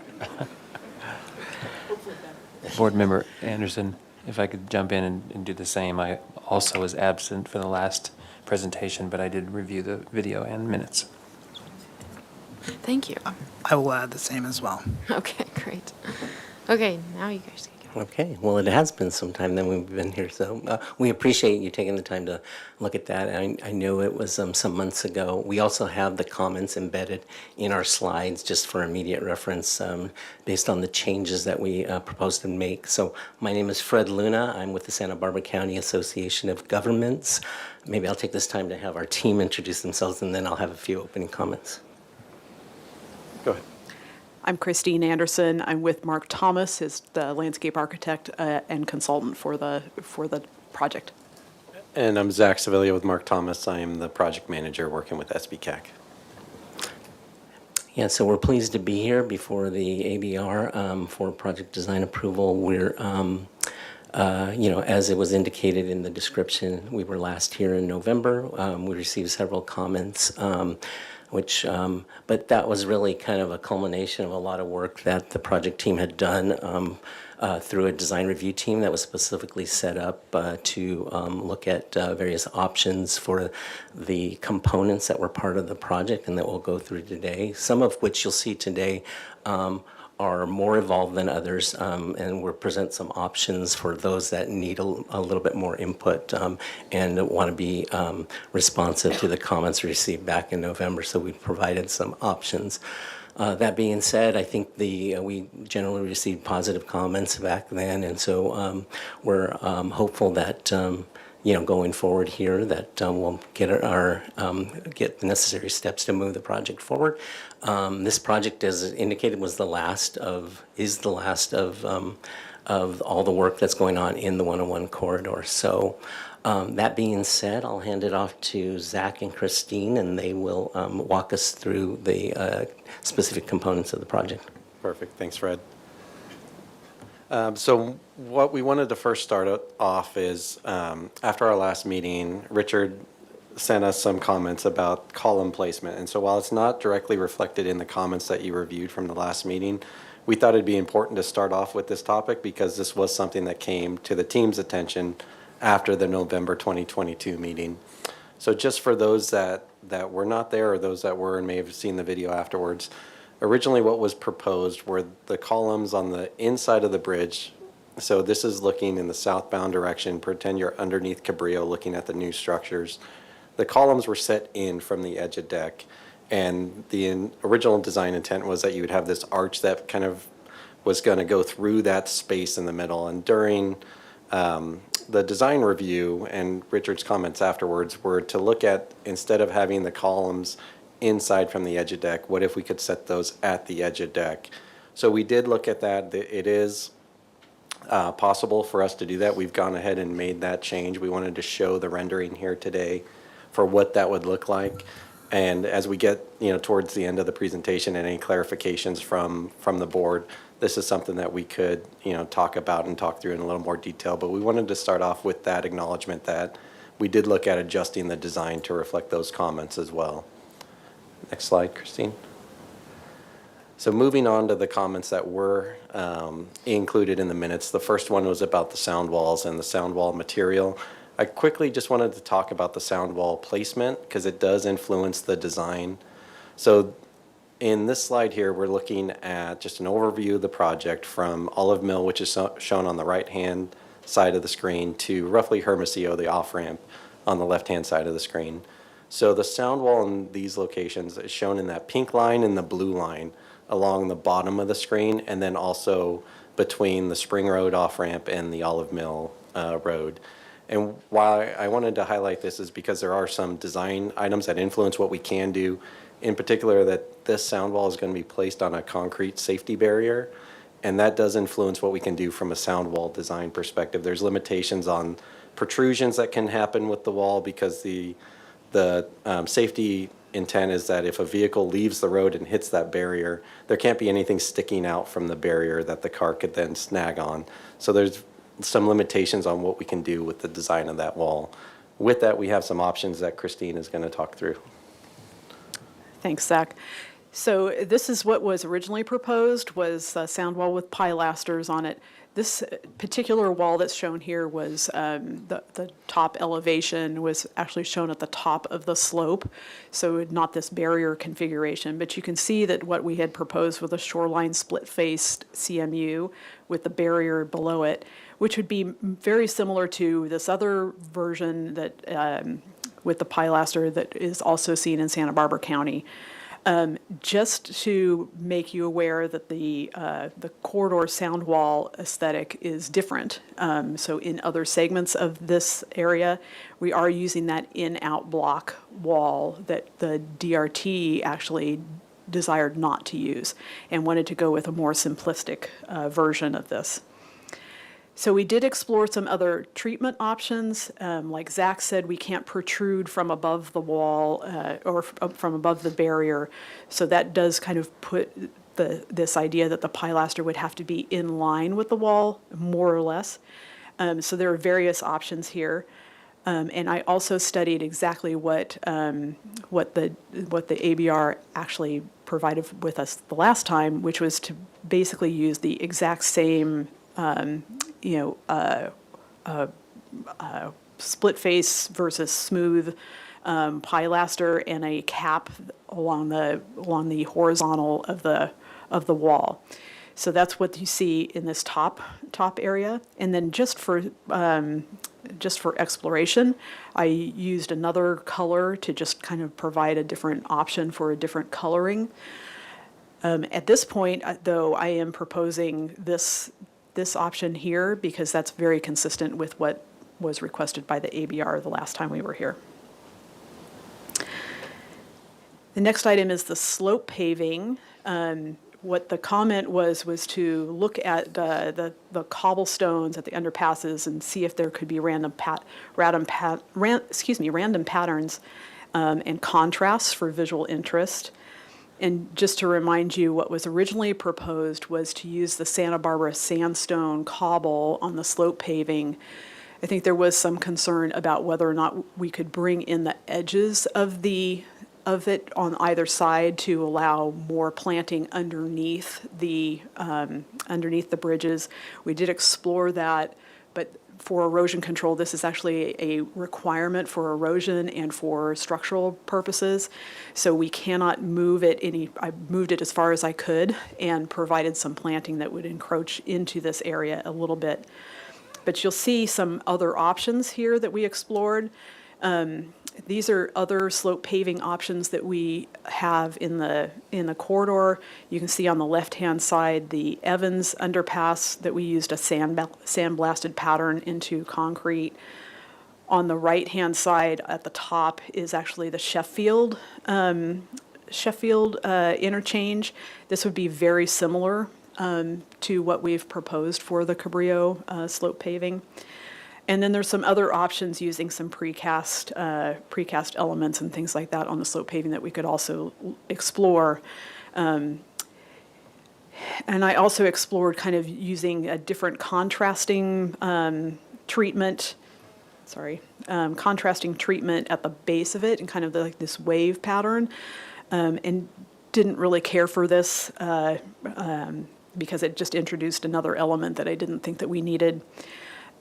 So I went to this kind of idea where we would have boulders in the slope paving using the Santa Barbara sandstone boulders that's consistent with the Los Patos and the Cabrillo Hot Springs roundabout, and also using the Hot Springs roundabout as a portion for the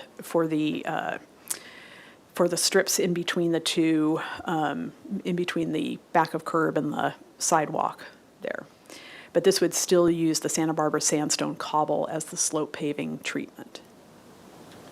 Christine, real quick, one thing just to highlight on this slide is that while this is all shown as very bright, just so that everyone could see the texture on the slope paving, during normal day, you wouldn't see that as brightly as it is. It'd look more like the picture that we showed from the Sheffield interchange where you'd have shadows and light kind of coming in, but it wouldn't be as bright as this is shown. Thank you. Yes. The next comment was about the median barriers and to study some different patterns and insets, specifically looking at stacked pile type of arrangement, much like we're using on the retaining walls in some other areas of the project for the median barrier treatment. Just to remind you of what is proposed in some of the other segments of the corridor, the one on the left is a 42-inch median barrier that this is actually a test panel, so it's not the final, but using that in-out block stacking arrangement with a cap on it for a 42-inch median barrier. On the right is what was installed and approved for the Summerlin segment between Evans and Sheffield, which is a 36-inch high median barrier without a cap on it. This was primarily to preserve views over the freeway. Just wanted to bring that up because this will be a very similar case as it transitions between Olive Mill and into the 4E segment. So I did explore on the left-hand side using this stacked blocks, stacked stone, and what we would propose there is to use that Mission Creek style form liner at the top of this. Below a certain level, we cannot do any textures, as we mentioned before. We can't have the cars snagging on anything or anything like that. And the proposal there would be to color it all with an integral color, this barrier color, which is consistent with the rest of the segment. But I do have some other options here, and I just wanted to point out like what is between here and the Hot Springs and Milpas area, which is this more tan-colored barrier, just very simple.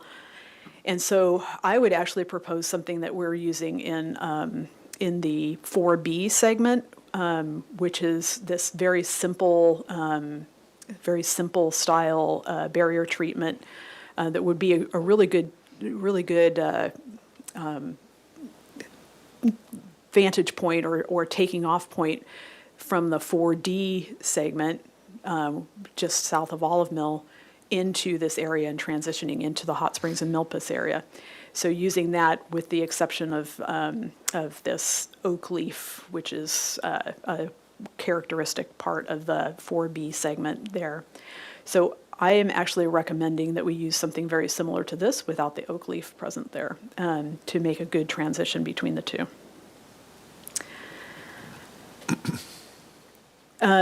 Okay, for the highway retaining wall aesthetics, there was a discussion about studying variations in the form liner to represent the sandstone, similar to the Mission Creek and Cabrillo area. This is what was originally proposed, which is that Mission Creek area, but I think these stones were a little bit more regular in size, and so I actually requested the drawings from Jessica here at the city to get the exact most recent one. And so what you see here is the form liner that was finally used at the Cabrillo Bridge. And this picture kind of represents what I believe is the same style and sizing and everything else. But one thing that I noticed is that some variations could actually be a little bit better here if we did kind of make some adjustments so that every fourth or fifth course was actually horizontally a smaller dimension, like 25 to 30% smaller in that. And so that is what I have proposed here or recommended to actually use, which is very difficult to see because of the vines. So hopefully the vines cover this up nicely, but every fourth or fifth course would be like 25 to 30% smaller, just to give that look of custom fabrication, I think is what we're trying to get at. Then there was also the comment to eliminate palm trees on the north side of the freeway. This is what was originally proposed. There's just 3 palm trees on the north, or 4 palm trees on the north side of the freeway here.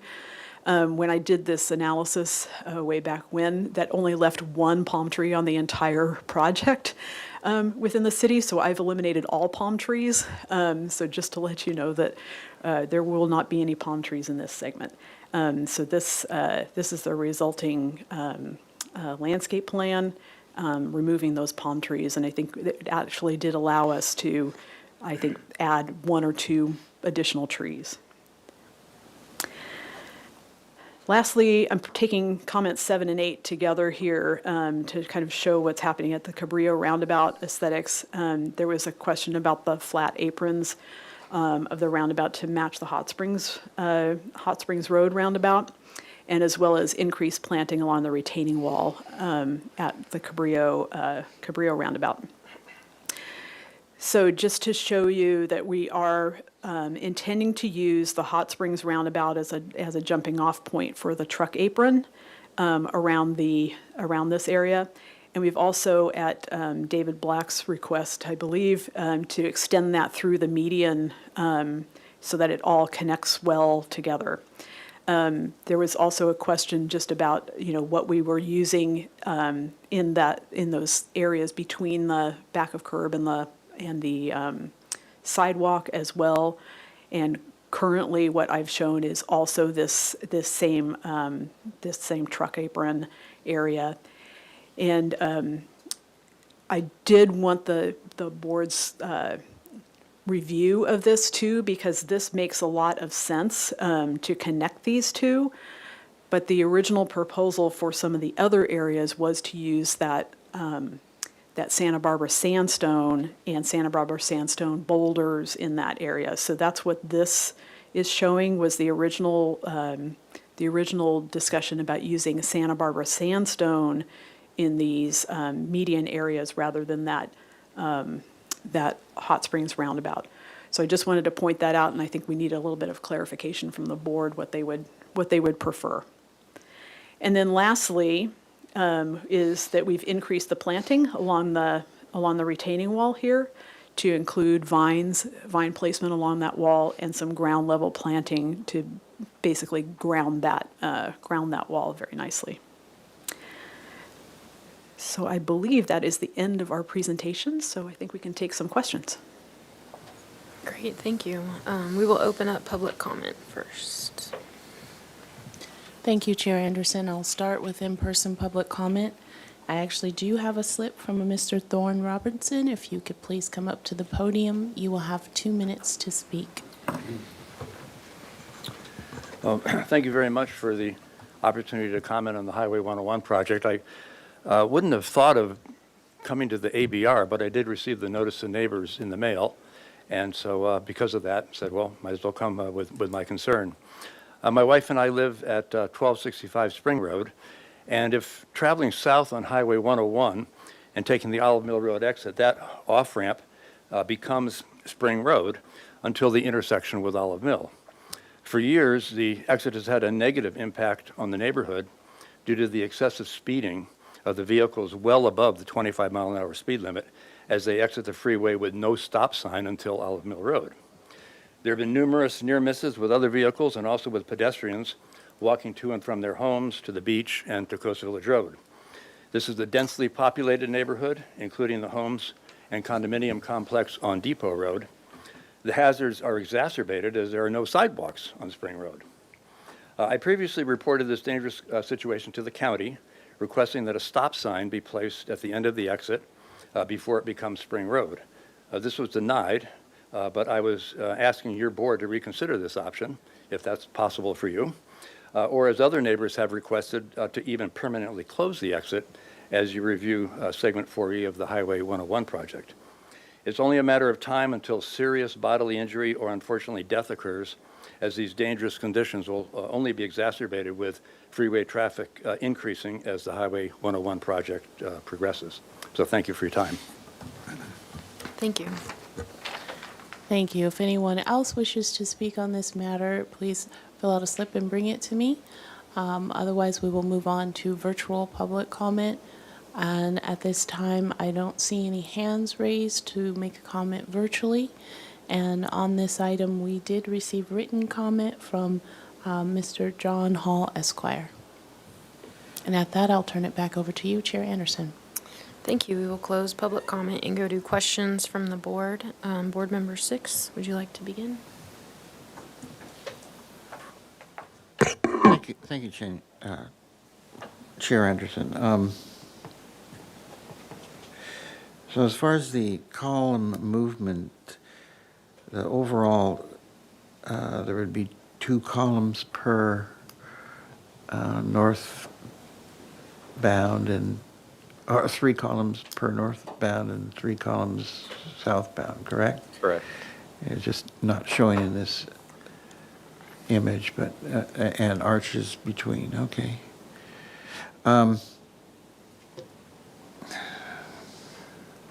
Could you, on the median barriers, would you explain again that you were recommending this, the form with the leaf in it? Could you either graphically or more carefully describe where you thought this would be good because it's a transition from something that's down the road or above the road, or what? That's right. So let me try to explain a little bit more in more detail. So this median barrier will be placed right just south of the olive mill Okay, area, and then as it transitions between Olive Mill into 4E into the city, we would be entertaining a different option. So it would either be something like this, or I would actually recommend something like this without the because oak leaf. it's more closely Yeah. attuned with the That's right, previous one? and specifically because by the time you get to the hot springs and Milpas area, it becomes this very standard, Plain, yeah. plain. So I think it makes a nice transition to go from what you see here to here to There. here. Less is more. That's what I'm trying to get at, yes. Okay,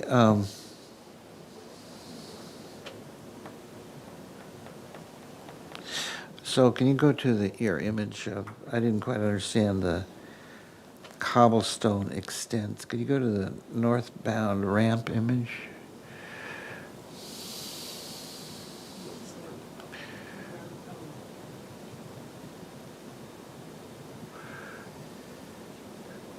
Oh, one more. So this image now is what in the field of the medians?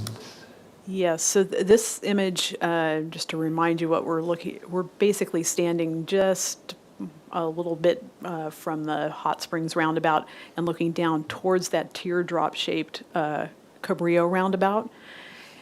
And what was requested from ABR, our previous, was to, in the truck apron, which is that part Yes. that's around the outside of this part, was to use the Cobblestone. same cobblestones Yeah. as the Hot Springs roundabout. But what had previously been discussed was in these medians was to use the Santa Barbara sandstone, which So is there a different item. So is there any problem being consistent and replacing the Santa Barbara cobblestone with the? That's what I would actually recommend is just to be consistent between the Hot Springs roundabout to the Cabrillo roundabout and through the rest of it is to use that Hot Springs roundabout. Seems like a Truck apron. no-brainer.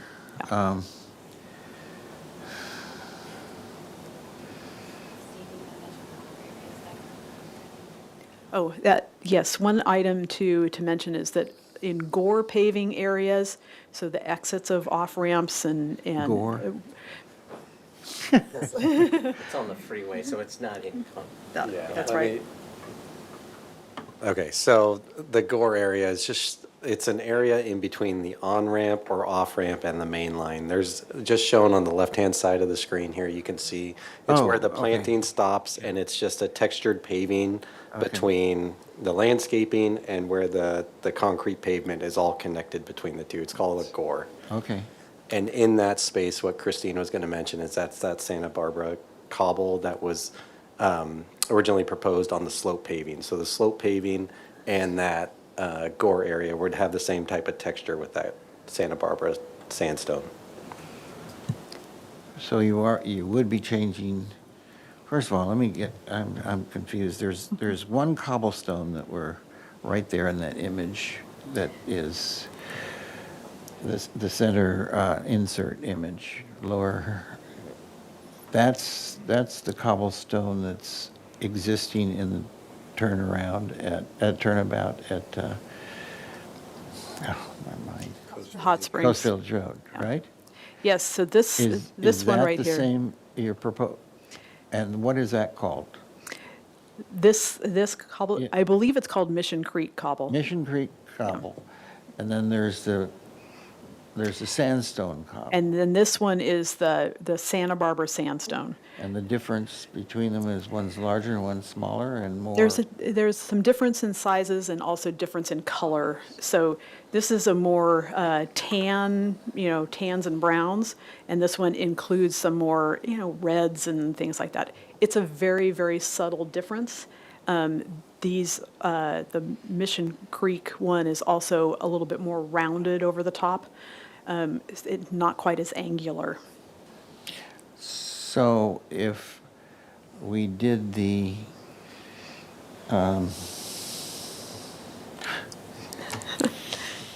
The hot springs. hot springs cobble on these larger embankments as we see in the center picture, that would be pretty smooth and less textured than. That's right. So Yes, what okay. what I'm recommending is that we stick with the Santa Barbara sandstone for this. I got it. Thank you. So it is basically this same texture all the way up here with these, boulders also in Santa Barbara sandstone. But this median here would be consistent with the small hot scale, springs. yeah, okay. I think that the scale is right. Yes. And it helps the transition. I think where I really wanted to find out too is, should we do this little stretch, this portion between the back of walk and the sidewalk with the hot springs roundabout Yes. cobble, or that Santa Barbara sandstone cobble? Okay. I think I could go either way. I'm not married to either. Okay, one last question. I don't know whether we address it here or it's already been addressed, but, the public spoke on the Spring Road issue. Can you respond to that? And is that a doable thing, or has that been worked out with others beyond our power? Yeah, I'm not sure that I can respond to that today. Fred, I don't know if you have a response. What's the status of it? And Yeah, we have Dave Emerson from Caltrans here. We did receive the public comment. We had a very similar sentiment. So it's a challenge to close off-ramps. So, you can understand that. So I think it's very unlikely that can happen. so is this the first time you've heard this issue, or has it been down the way before and it hasn't moved because there's a logistic? This project, as Mr. Black knows, has been around for a long time, so it's not the first time that we've heard this issue. But we're unaware of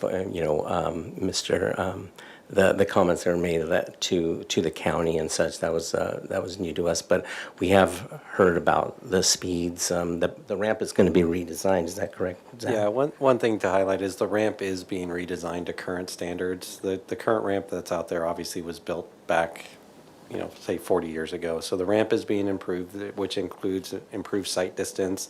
So there's more what's called clear recovery zone between the travel lanes and any fixed objects. So that helps Would you improve. be able to hover over where you're extending Sure. this?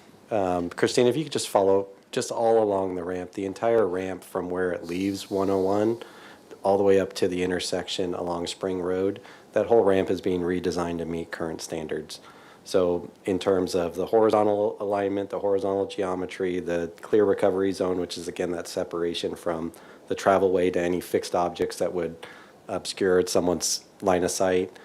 So it would be a more standard design that you would currently see with new construction. So all of these design standards, there are national standards and California standards, and those design standards are met with the new design. So the standards prevent the idea of a stop sign anywhere down the road, correct? Or So stop signs, I'm not sure the reason why the county did not approve a stop sign. I do know stop signs have to go through a traffic study, and there has to be certain warrants that are met, because if there's not, there's more safety issues by putting something out there if it doesn't meet certain traffic warrants.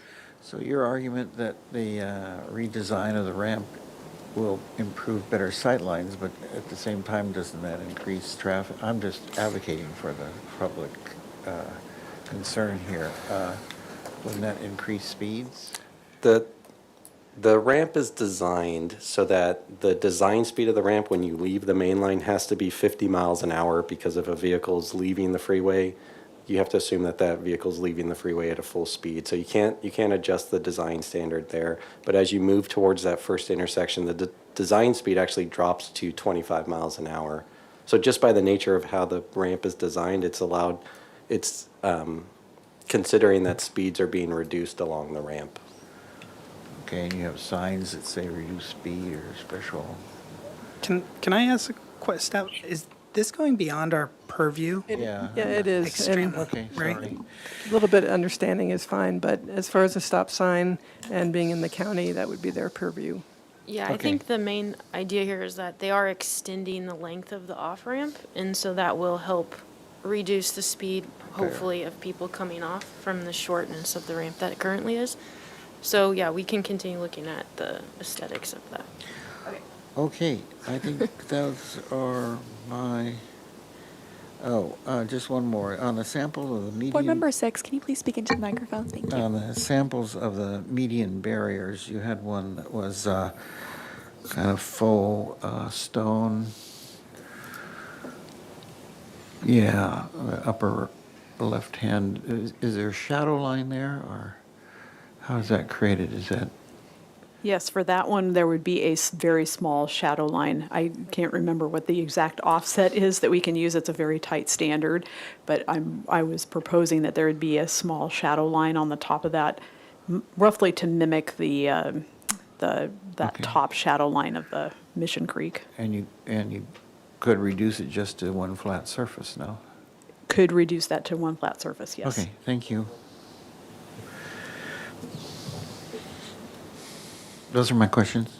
Okay. Vice Chair Whalen? Oh, excuse me, I got all caught up in that exit ramp, but. A couple of questions. As I took a drive before the meeting to go look at the Sheffield interchange, which was very informative, I noticed that a number of the median barriers have painted out graffiti on them. Have you dealt with this, or is there a solution that we're going to have graffiti, right? So is there a solution that better addresses the graffiti one over another? There's no great solution. Graffiti's going to happen no matter what. It is, and we're going to fix it. That's So right. That's right. That's the question. What's the I best? think the more simplistic, we have everything, and also the texture will actually help this. That's why I think a lot of the corridor has this in-out block type of arrangement, especially for the sound wall, is that it does not prevent, but it deter graffiti in a lot of respects. I would also say for the in-out block where we can plant vines on it, which we can't in a barrier treatment, but on a sound wall, it is actually helpful because it allows the vines to cling more heavily to the block treatment. Okay, so it's a wobbler because it's up to the painters to repair it in one way or another. Let's see, back to the Sheffield, when I looked at the underpass, and if you could go to your Cabrillo cobble underpass shot, I noticed that Sheffield had a low curb stone wall. I don't, can you go to the projected one? Yes. What's going on there at the curb that interfaces with the walkway? Right here, what we have is just a small curb, just a concrete curb at the back of the walk. We did not propose a low wall because at the time when we were talking about this earlier, we were thinking we don't want opportunities for people to sit and stay a while along this area. So we kept that little part just as a low curb at the back of the walk. Christine, I would just add that concept of the wall, when we were going through the design review team meetings, was explored, and at the time, the design review team suggested not to incorporate a wall along the back of the wall. Was there a design reason behind that, or? Mainly what Christine mentioned, just to not have a place that would be available for Could seating. you go back to the photo of the Sheffield underpass? Can you zoom in on that? Yes, I will try. It's a very attractive wall that appeared to have a rusticated cap that would not necessarily be that attractive, but I'm getting into comments here. I have a couple of other comments that are kind of plea bargains, so I'll leave those for later. Okay, Board Member Black? I guess I don't really have any questions because I'm pretty familiar, having attended these meetings, with what's being proposed. I guess I do have preferences, so, you know, when we get down to, and I don't know how we're going to handle this in terms of, I think we should just go through each section and then just, you know, vote up or down on what we're seeing here. But, yeah, so I'll wait and make comments when, as opposed to questions when we get to them. Okay, Board Member Noon? Sure, just a couple quick ones. Sorry to beat this, the cobble or the sandstone versus the mission stone. There was a rendering from Hot Springs looking towards the north on-ramp. And are you saying that if you continued, I think Board Member 6, this one, Board Member 6 suggested continuing whatever was behind it the same here. Could the boulders, they would work with that as well? They would. That is consistent with what is at Hot Springs, is that Mission Creek cobble as the treatment with the sandstone boulders, and that would be very consistent. Okay. And then quickly on the median height. So in the transition, you have the first one with the cap. What's the height of that? Then down to the one that you're transitioning to with the planting. Are you talking about this median? 42, yes. Yeah. And then 36, and then as you transition down, the one that you want to transition to, the middle picture on the bottom? This one is currently, so that one. I don't know whether this one is actually a standard size 36. median. Yeah. Okay. The old standard used to be 36 inches. The new standard is now 42 inches. Okay. In, like Christine mentioned, in the Summerlin segment and other segments where we had ocean views, Caltrans agreed to lower it back to the 36 inch to preserve those ocean views. Okay. So whether you transition the texture, you're still going to be at 42 inches? Not necessarily. I mean, we could propose a 36 inch barrier that it would be consistent with the southern several miles of the project. Okay, good. Zach, do you want to tell them they don't touch? Yes, as Kirsten mentioned, and for the folks that cannot hear this, the segment 4C, the Summerlin segment, is roughly about 2 miles. That entire segment has a 36-inch barrier. As we get into the Montecito segment, where there are no ocean views in that segment, that barrier was 42 inches, and that was the M-bar and S-bar, or M-bar in that case, preferred the 42-inch barrier. Doesn't necessarily mean that your board would need to prefer the 42-inch barrier. There is an option to look at a 36-inch barrier if you would like to do so. Yeah, good. Thank you. That's my questions. Okay, Board Member Soffren? Yeah, in regards to the column placement on the edge of the deck, or what do you guys think is the right decision there? I mean, personally, I agree with Richard's comment. I think it was a great comment that we received after last meeting. I like that it's lined up with the edge of deck. I think originally that arch going towards the open deck, it would have been, I don't think it would have come across correctly, because those columns, while they're in line with the sidewalk, Cabrillo is actually skewed to the bridge. And so it wouldn't have been a good clean line through there. So I like that the arches in between the columns would end at the column. And I would agree as well, and I'll just bring up the Sheffield example, which you can see here, is that because of the heights of the two structures, you can see right there, it's in the shadows, it's very much in the shadows, but you can see that there is a difference between the two heights of it. And so I think that's one of the things that will be counteracted with this. And if I could it's just a little detail, but one of the reasons why we could not put the columns at the edge of the deck for Sheffield is because the piles have to have a minimum spacing. The Sheffield Bridge only has 2 feet of clearance in between it, where the Cabrillo structures have 6 feet of clearance, so it allows us to move those columns out. That's it.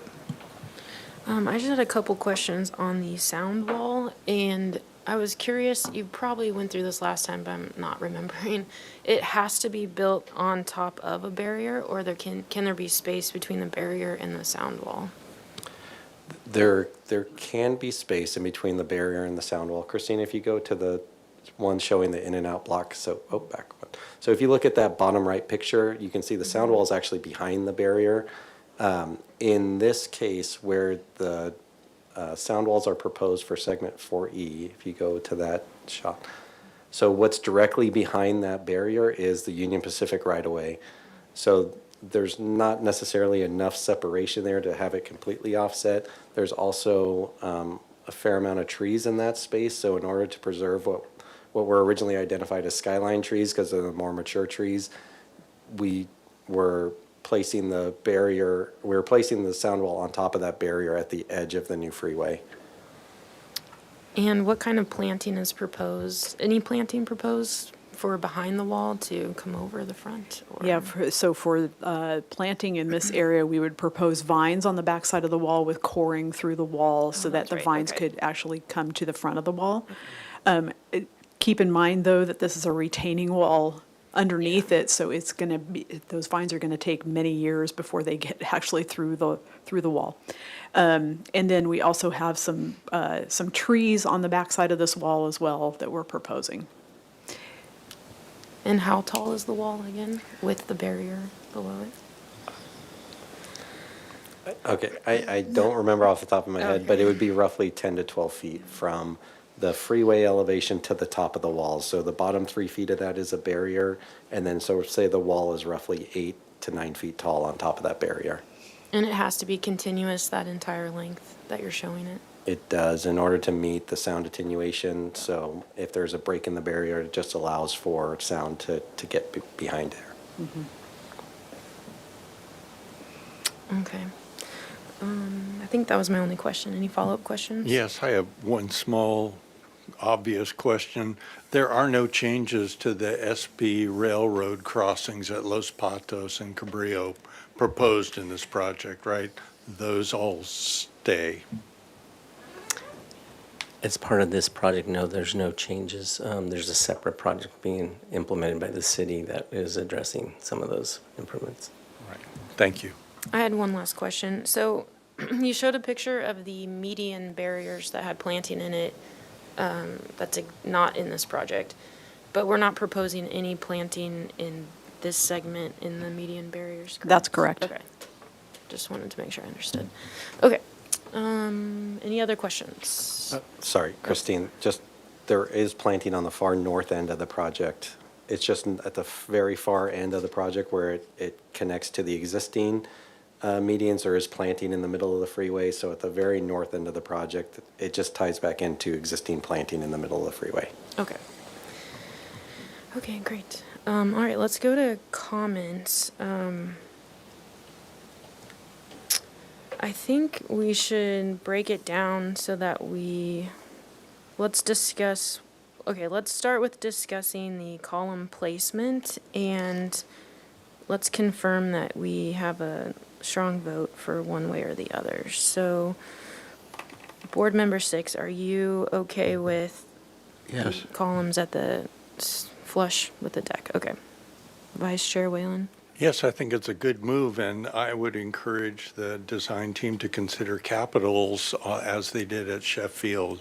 I think they really accentuate the Santa Barbara style. Okay, Board Member Black? I would go along with what I see here in this illustration. Okay. Board Member Noon? Yes. And Board Member Sofrin? Yes. Okay.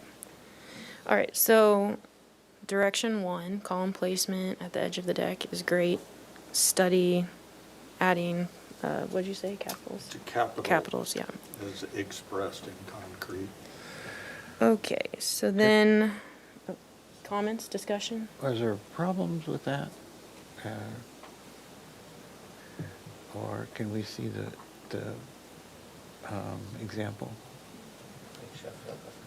Sheffield. Looks like you have more space there.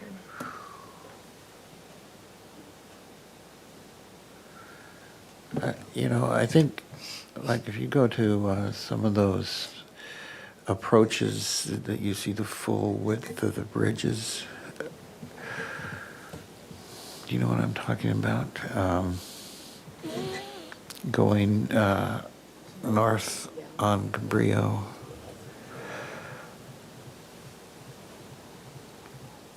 Yeah, so I think my sensitivities when working with these guys was the capitals were complex because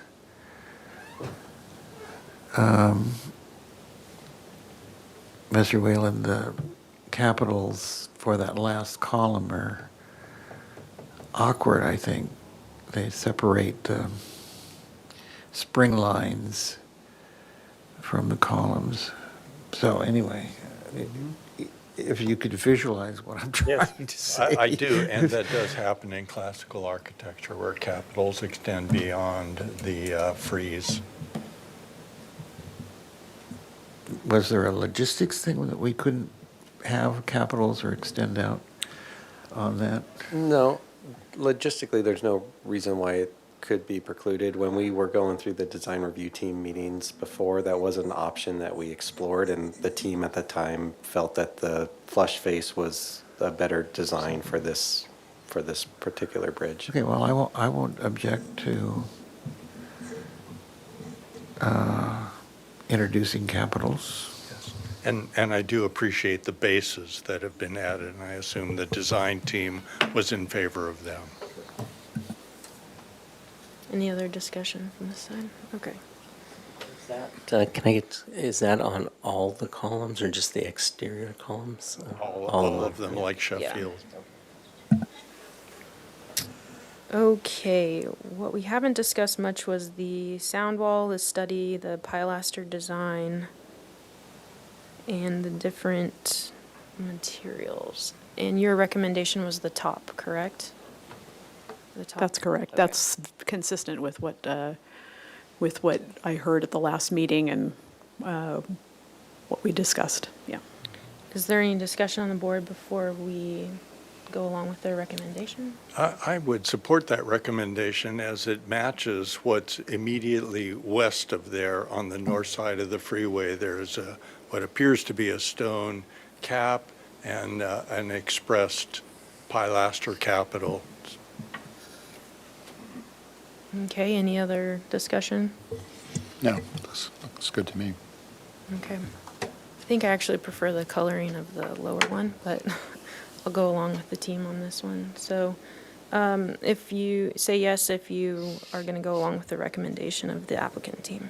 So Board Member 6. Yes. Vice Chair Whalen. Yes. Board Member Black. Yes. Board Member Noon. Yes. Board Member Safran.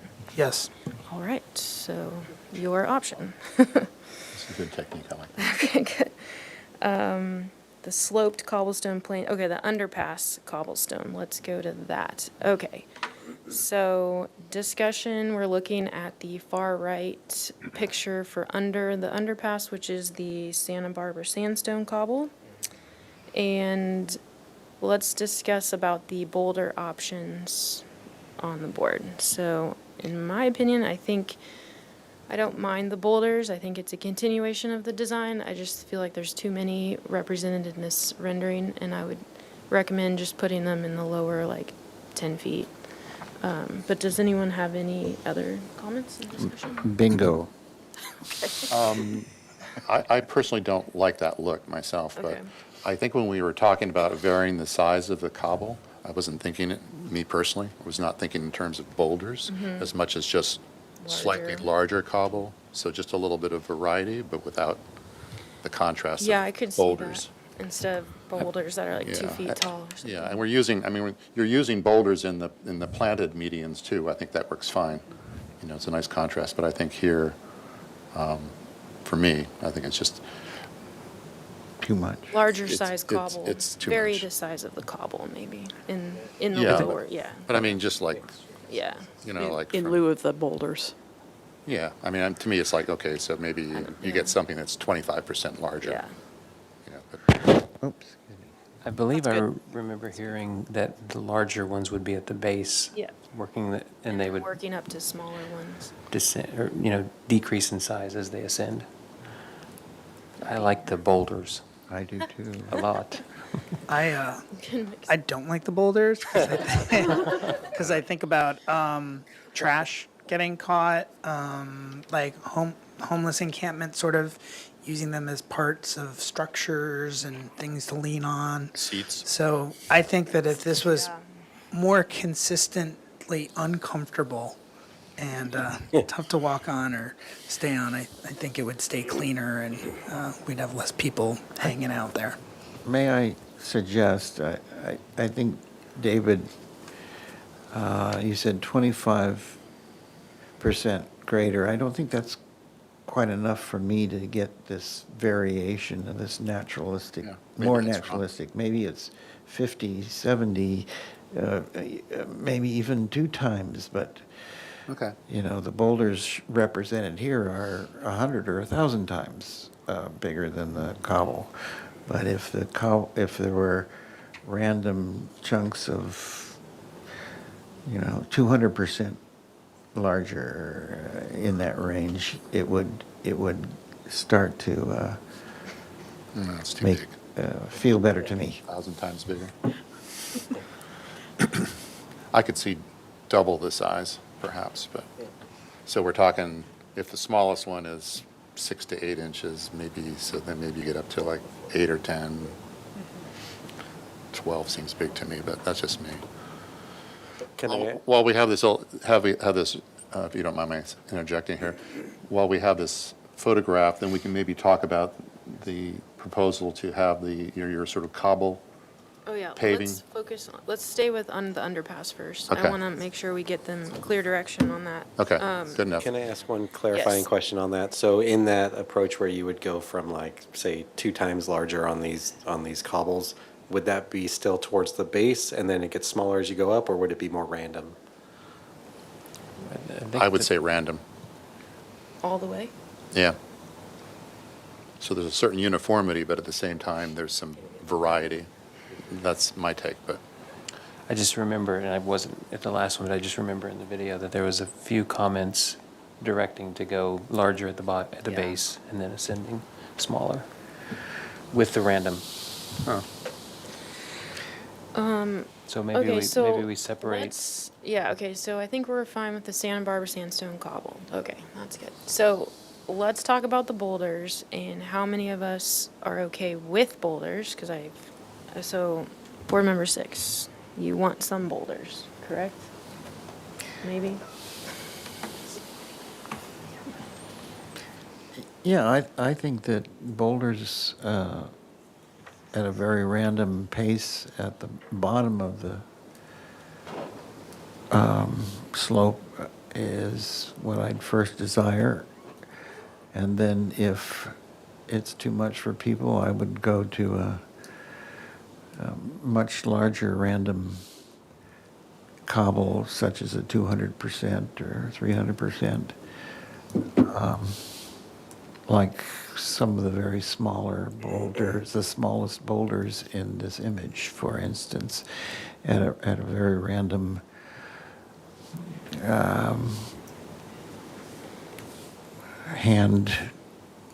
hand-made look at the bottom of the slope. Not the entire slope, just at the, Just at the bottom of the slope, yes. okay. Or to thin out, not a line. Gradient. Yeah, a gradient, Yeah, yes, okay. thanks. And going to 0 at the top, at the top quarter or whatever. Vice Chair Whalen, what's your? Yes, I would support Member 6's suggestion with a footnote that those boulders up nearest the bridge at the top of the slope, as Member Soffren talked, they're just, even though they're boulders, they're going to look dirty. And so somehow accommodating fewer boulders under the portion that's in the most shadow. Okay, and Board Member Black, has anything changed? So when we've been talking about boulders, are we talking about boulders as illustrated in this photograph, or are we just talking about a larger cobble, just so I understand this? David, I think Yes. that I was looking at quote-unquote boulders as some of the very smallest ones that you see in this image. Oh, okay. So That's fine. Being the largest of the quote-unquote boulders, and then having a range down from that. Well, and you don't want to have larger boulders at the base, because I know people are going to sit on these for sure. So I don't think it's anything you want to Okay. suggest is comfortable. David, is the smallest boulder here still an attractive sit? No, I agree. Okay. Is it? Yeah, Okay. I'll buy into that. What about you down there, Board Member Noon and Sofrin? You cool with the smallest boulders? I like what's used designed to. here. If you could lay that out exactly like you have it, I think it looks natural, it looks cool. I like it. All right. And you're still against all I- boulders, I, right? I like it too. Oh. I just don't like what I think could happen here. So that's why I don't like it in this application. So I think the varying cobblestone size. So yeah, if you guys went to the smallest boulder Okay, that you see there here it is the is, largest. Consensus. Smallest boulders intermixed with the Santa Barbara sandstone cobble. Okay. Randomly. Oh my. random sizes. Sizes. Boulders. Okay. All right. Different pattern in the inset of the interior barrier medians. All right. So let's talk about that. The one that you recommend, and you're recommending 42 inches, or that's still up to us? I believe that's still up to you, but 42 inches is what we have currently recommended. Okay. Discussion on pattern and height. So I personally think that the recommendation is fine. And I think I don't know if I have a preference between 42 and 36. The existing is 36. So I guess if it's tying in there, that would make sense to be 36 at that location for sure, since you're adding planting in a small part. Maybe one thing that I can point out is that if you did go down to 36 inch, we would probably remove this cap. Correct. So it would end up being this, basically That's what I from was gonna here say, Because we down. don't have enough smooth Right. surface below, yeah. That's correct. Christine, can I just make one other clarification, just as it may pertain to the height, is that the bridge barriers are shorter than the 42 inches. So when you think about that concrete barrier, that's the open barrier that you can see through, those are a shorter barrier. So just think about the transitions in and out of that with the height of the barrier. Okay. I have an obnoxious question about that. The 36ers, would you be getting a lot more head-on opposite lights? More lights would come over the top of a 36-inch barrier. The old standard, if you're trying to compare it against what's out there, the very old standard used to be 28 inches. So think about that the new 36-inch barrier is still 8 inches higher than the very old standard. So it blocks some light, but obviously the taller, the more light it's going to prevent from coming across the lanes. So is that one reason why they went to the 42? It was actually a maintenance reason that as freeways eventually get overlaid over time, that you lose the height. In this case, the road is being built with concrete pavement that's going to last for 40 years, and you're not going to have that same overlay, which is how we got down to the 36-inch barrier height for the areas where there are ocean views. Okay. Can you point out on the site plan where this median is, this barrier on the site plan, and its relationship to the sound wall? Yes. So If it's the same distance? It's shown, it's in the middle of the freeway. It's that double triangle that Christina's highlighting over. It goes the entire length of the segment. And then when we come up to the Cabrillo structures where there's two separate structures, it splits. And then the Cabrillo Bridge, if you go to the elevation view looking at Cabrillo, right there, that would have worked. So either one. So across the bridge and then along the top of those retaining walls, you have that bridge barrier. That's consistent with other segments. If you drive down through Summerlin along the ocean side of the freeway, you'll see that bridge barrier along all of those bridges and the retaining walls. And that's shorter than the 42 inches. So that's where I just wanted to provide that context that approaching the structures, it's gonna reduce in height. I was going to say that safety would prevail, but if it's a maintenance issue, I like 36, right?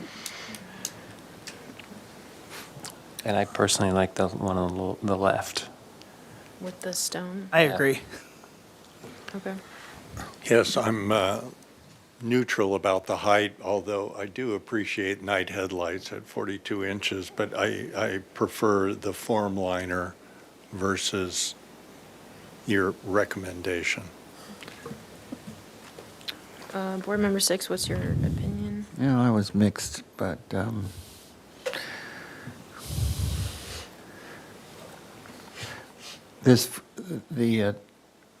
what are we calling the one on the left, the form liner? This one? I would call it the form liner option, yes. Form liner, is that new to the project? Do we have this occurring anywhere else? This would be the same form liner that we would be using on the retaining walls at the Cabrillo off-ramp. But the bottom is But different. it's not used in the median barrier. But it's not used in the median barrier any other place. I think that the recommendation is just too plain, and that I like the one on the left without the shadow line. I think that brings in too much. Can I clarify? Are you saying to use the texture but without the shadow line above? Or? Yes, use the texture, the faux grout and the faux stone shapes, but don't have the overlap of whatever's creating that. Is my recommendation. Can I ask one quick question? Sorry. Is the reason why you're not recommending the one on the left, though, that we're all seem to be favoring, does it have to do with maintenance? Like if there's a collision, which one's going to be easier to repair and match? No, it doesn't have anything to do with that. It's the only reason why I strayed away from this one is because we're not showing this form liner anywhere on the main line of the highway. So this is kind of an isolated case where we're using it on the off ramps more locally, Yes. if you will.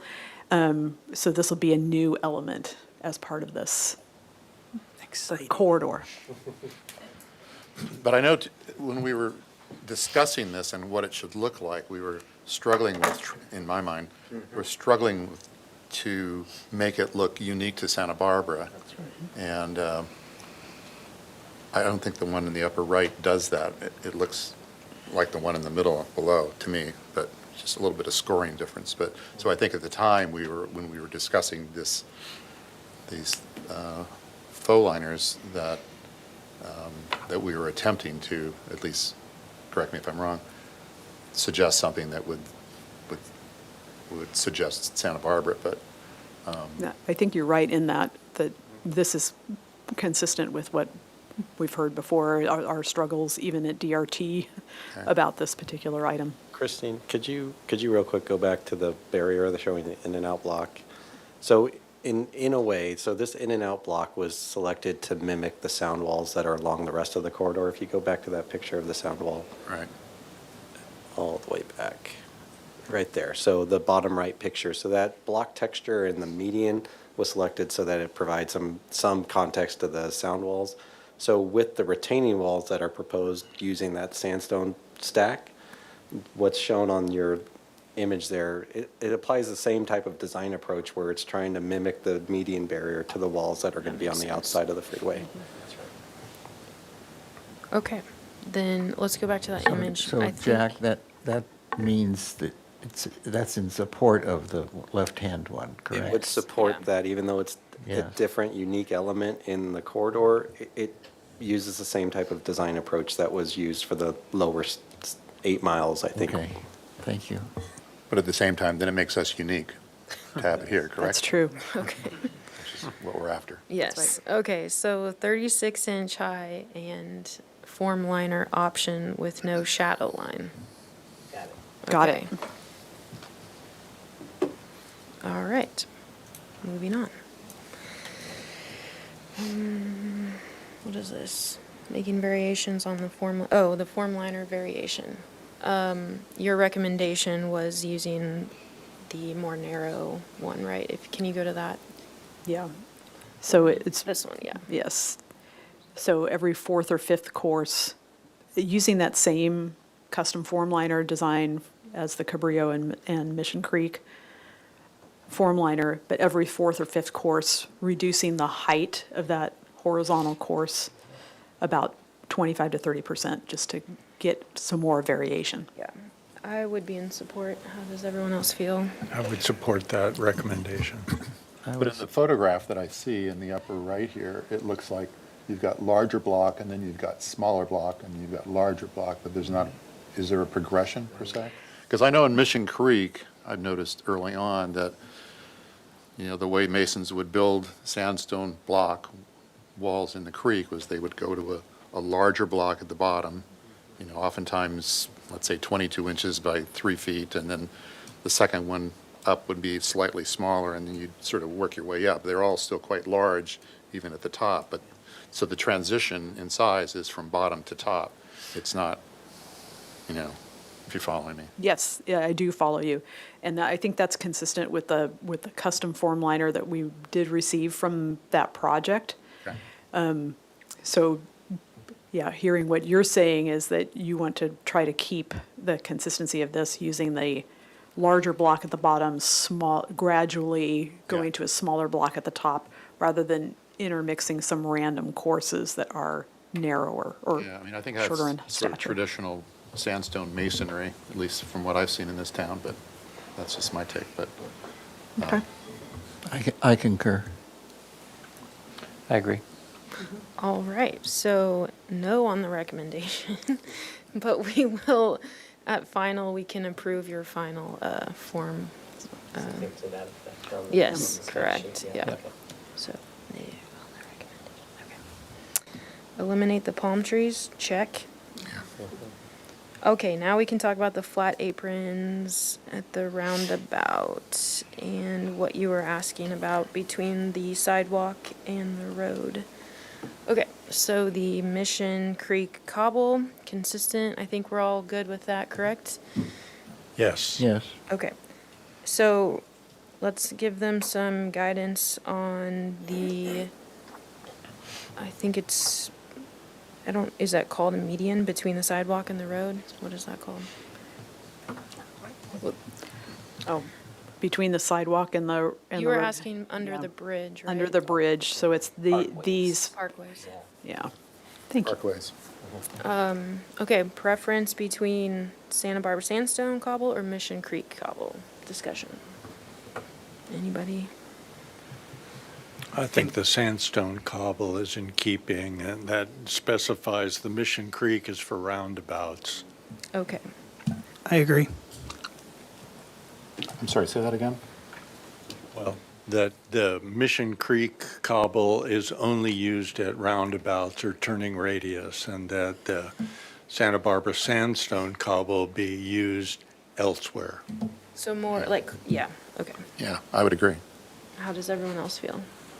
So what we see here. Oh, So what we see here, it would match the embankment, correct? Yeah. Between the columns would match the embankment, yes. I think they're, and there, no. no, that would stay That- Mission Creek. Yeah, This It's not would stay drivable, Mission though. Creek. I thought it was like the gore. Are you proposing to use Santa Barbara sandstone on the gore? Yeah, the gore is, the textured paving is not necessarily, we do not have to use the same texture here for the roundabout. You could use the Mission Creek cobble for the roundabout. I think using that sandstone from the slope paving down into that area in between the columns, it ties those two areas together. But Mr. Six's question was the median divider. Now, that's not drivable like, I'm sorry. like the aprons. That medium, one she's pointing to now is, I agree, should be the Hot Springs. The Mission Creek. Cobble.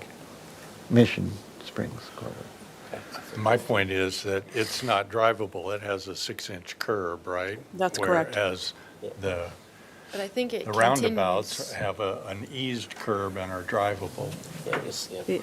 It does continue, however. From the roundabout. Yeah, it does continue from the roundabout. So yes, this portion of it would be drivable, but then it transitions to a non-drivable 6-inch curb there.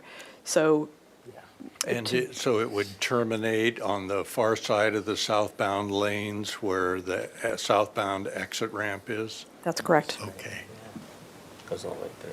Could you flip back one slide?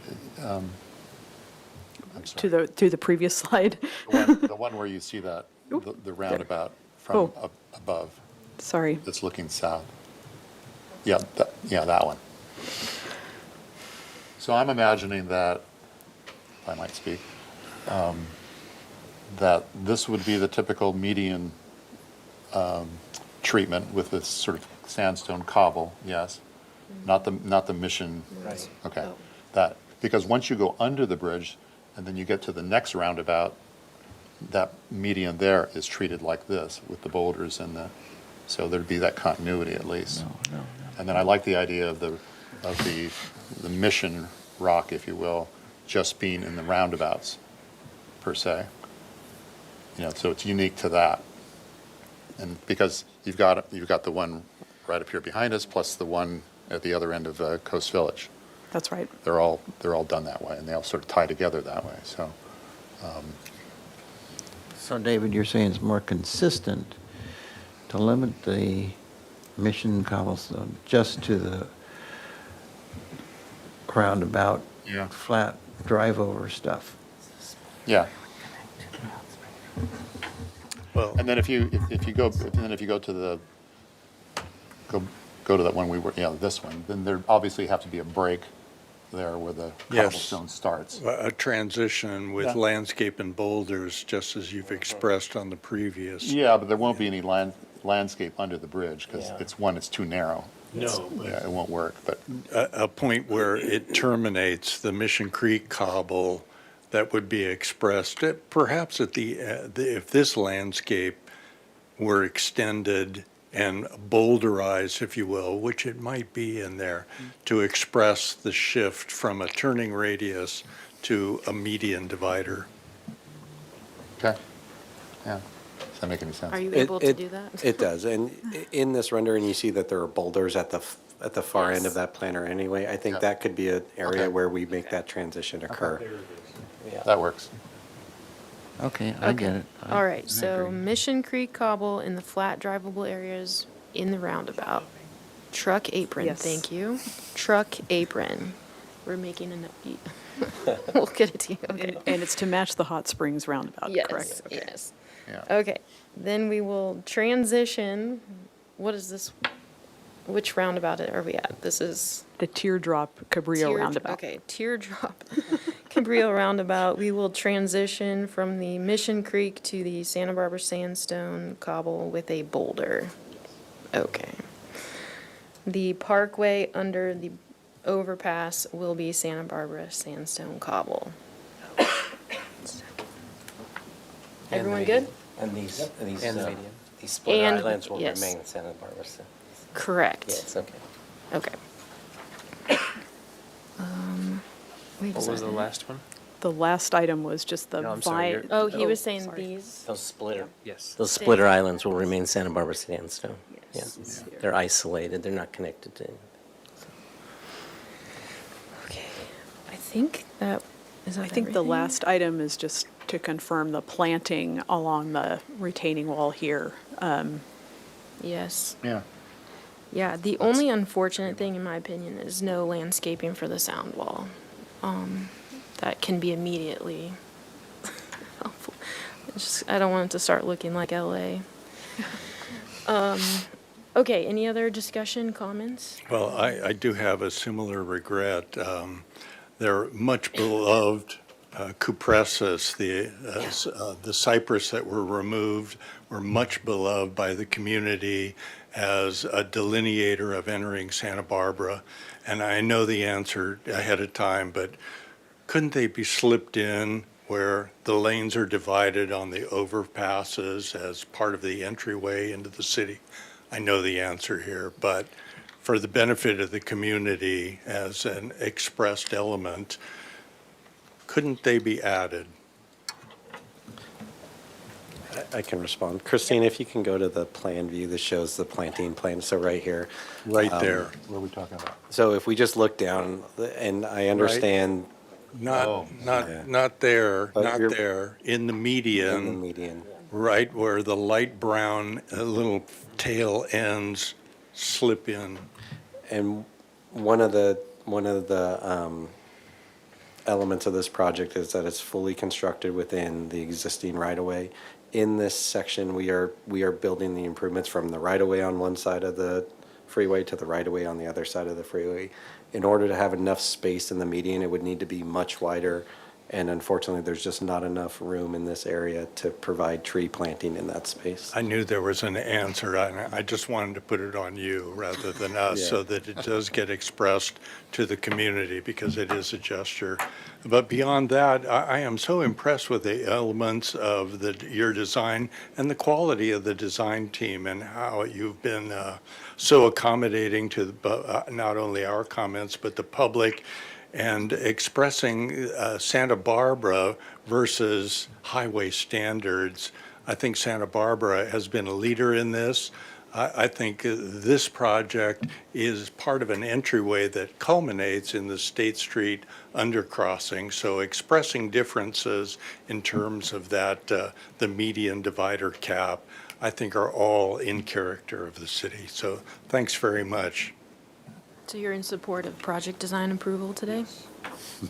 Board Member 6, anything else? Yeah, I have another question. There was a talk in our work sessions about introducing art into the project, and I still want to see my Richard Six help design this bridge in bright tiles. Neon or Can we no? vote?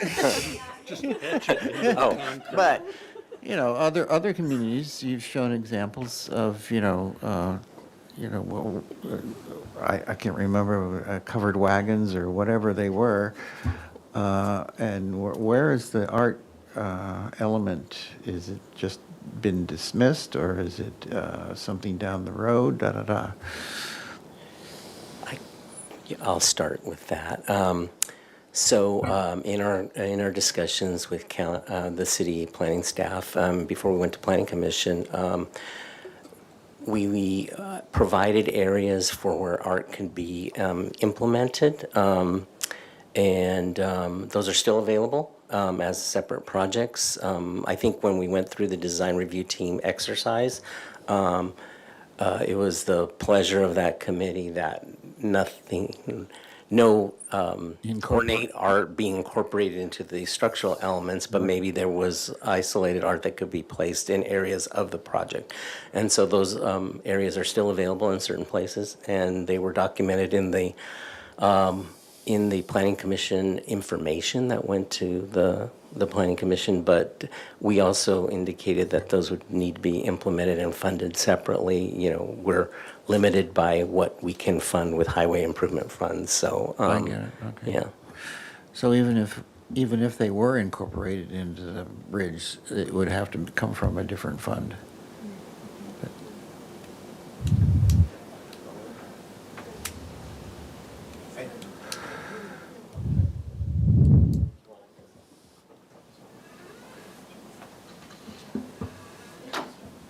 Good afternoon. My name is Dave Emerson. I'm the project manager from Caltrans. We could use project funding to pay for structures as they are included on the bridge themselves. But again, I think as Fred determined, the DRT didn't appreciate the including the DRT rather. That was the focus team meeting that we had, the focus group that we had, a meeting over a series of months that talked about you were involved in that. I was wondering when you're going to figure that out. The DRT decided the art I was elements there. would be better as freestanding and not be expressed in the structure themselves. Thank you. There are maintenance complications that go along with that because Caltrans typically doesn't perform maintenance on the art type thing or community identifiers. Thank you. Anything else? No, I just, I have, is this final? Oh, PDA. PDA, okay, so I won't say my sign-offs. I am enjoying working with this group, very capable, very flexible and accommodating, and I think have delivered a superb product. Board Member Black? I would agree. All right. Board Member Noon? Yes, ready for PDA. Okay. Board Member Sovereign? Okay. All right. All right, so I'm going to make a motion for an indefinite continuance back to the full board. We don't need to go anywhere else, right? Full board? They just come back here, no other committee. Okay. For project design approval, back to the full board, with the following comments. The board appreciates the work that has been put into this project and the attention to detail. Number 2, regarding column placement, the board would like you to move forward with the flush columns to the edge of the deck to explore capitals on each column. Number 3, the board would like you to move forward with the applicant's preference on the sound wall as presented. Number 4, please move forward with the Santa Barbara sandstone cobble on the sloped underpass with randomly sized small boulders. I think that's what we agreed on. Okay, number 5, the median barrier to be 36 inches high using the form liner option with no shadow line. Number 6.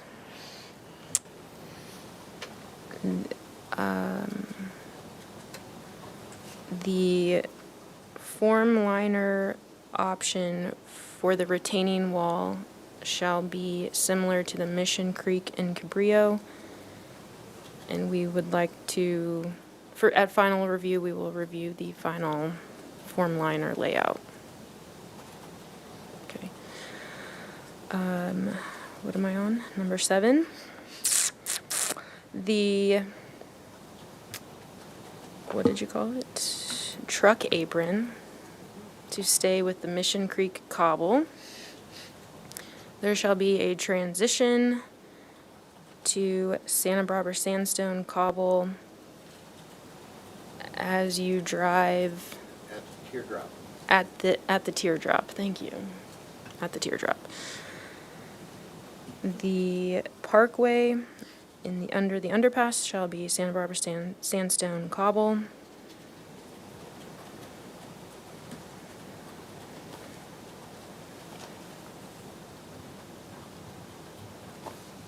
I think that's all. Okay. Second. And the project compatibility, I know we're all ready to go, I'm sorry. Project compatibility findings, number 1. This design is consistent with the design guidelines applicable to the location of the project within our city. It is compatible with the architectural character of the city and the neighborhood. It is appropriate in size, mass, bulk, height, and scale, and appropriate for its location. There are no adjacent landmarks or historic resources. It is appropriate, there are no public views of the ocean or mountains affected, and there's appropriate use of open space and landscaping. Okay, now you can second. Second. Anything under discussion? Did I miss anything? Okay. Let's take a vote. Okay, we shall take a vote. Chair Anderson. Yes. Vice Chair Whalen. Yes? Board Member Black. Yes. Board Member Noon. Yes? Board Member Six. Yes. Board Member Sovereign. Yes. Motion Alright. passes. Thank you. All right, thank I you. believe there is a 10-day appeal period. That's up on the screen. Good job, guys. Yeah, nice work. Thank you for being here. Sorry we started late. Good to And see we you. will adjourn our meeting for today. Guys.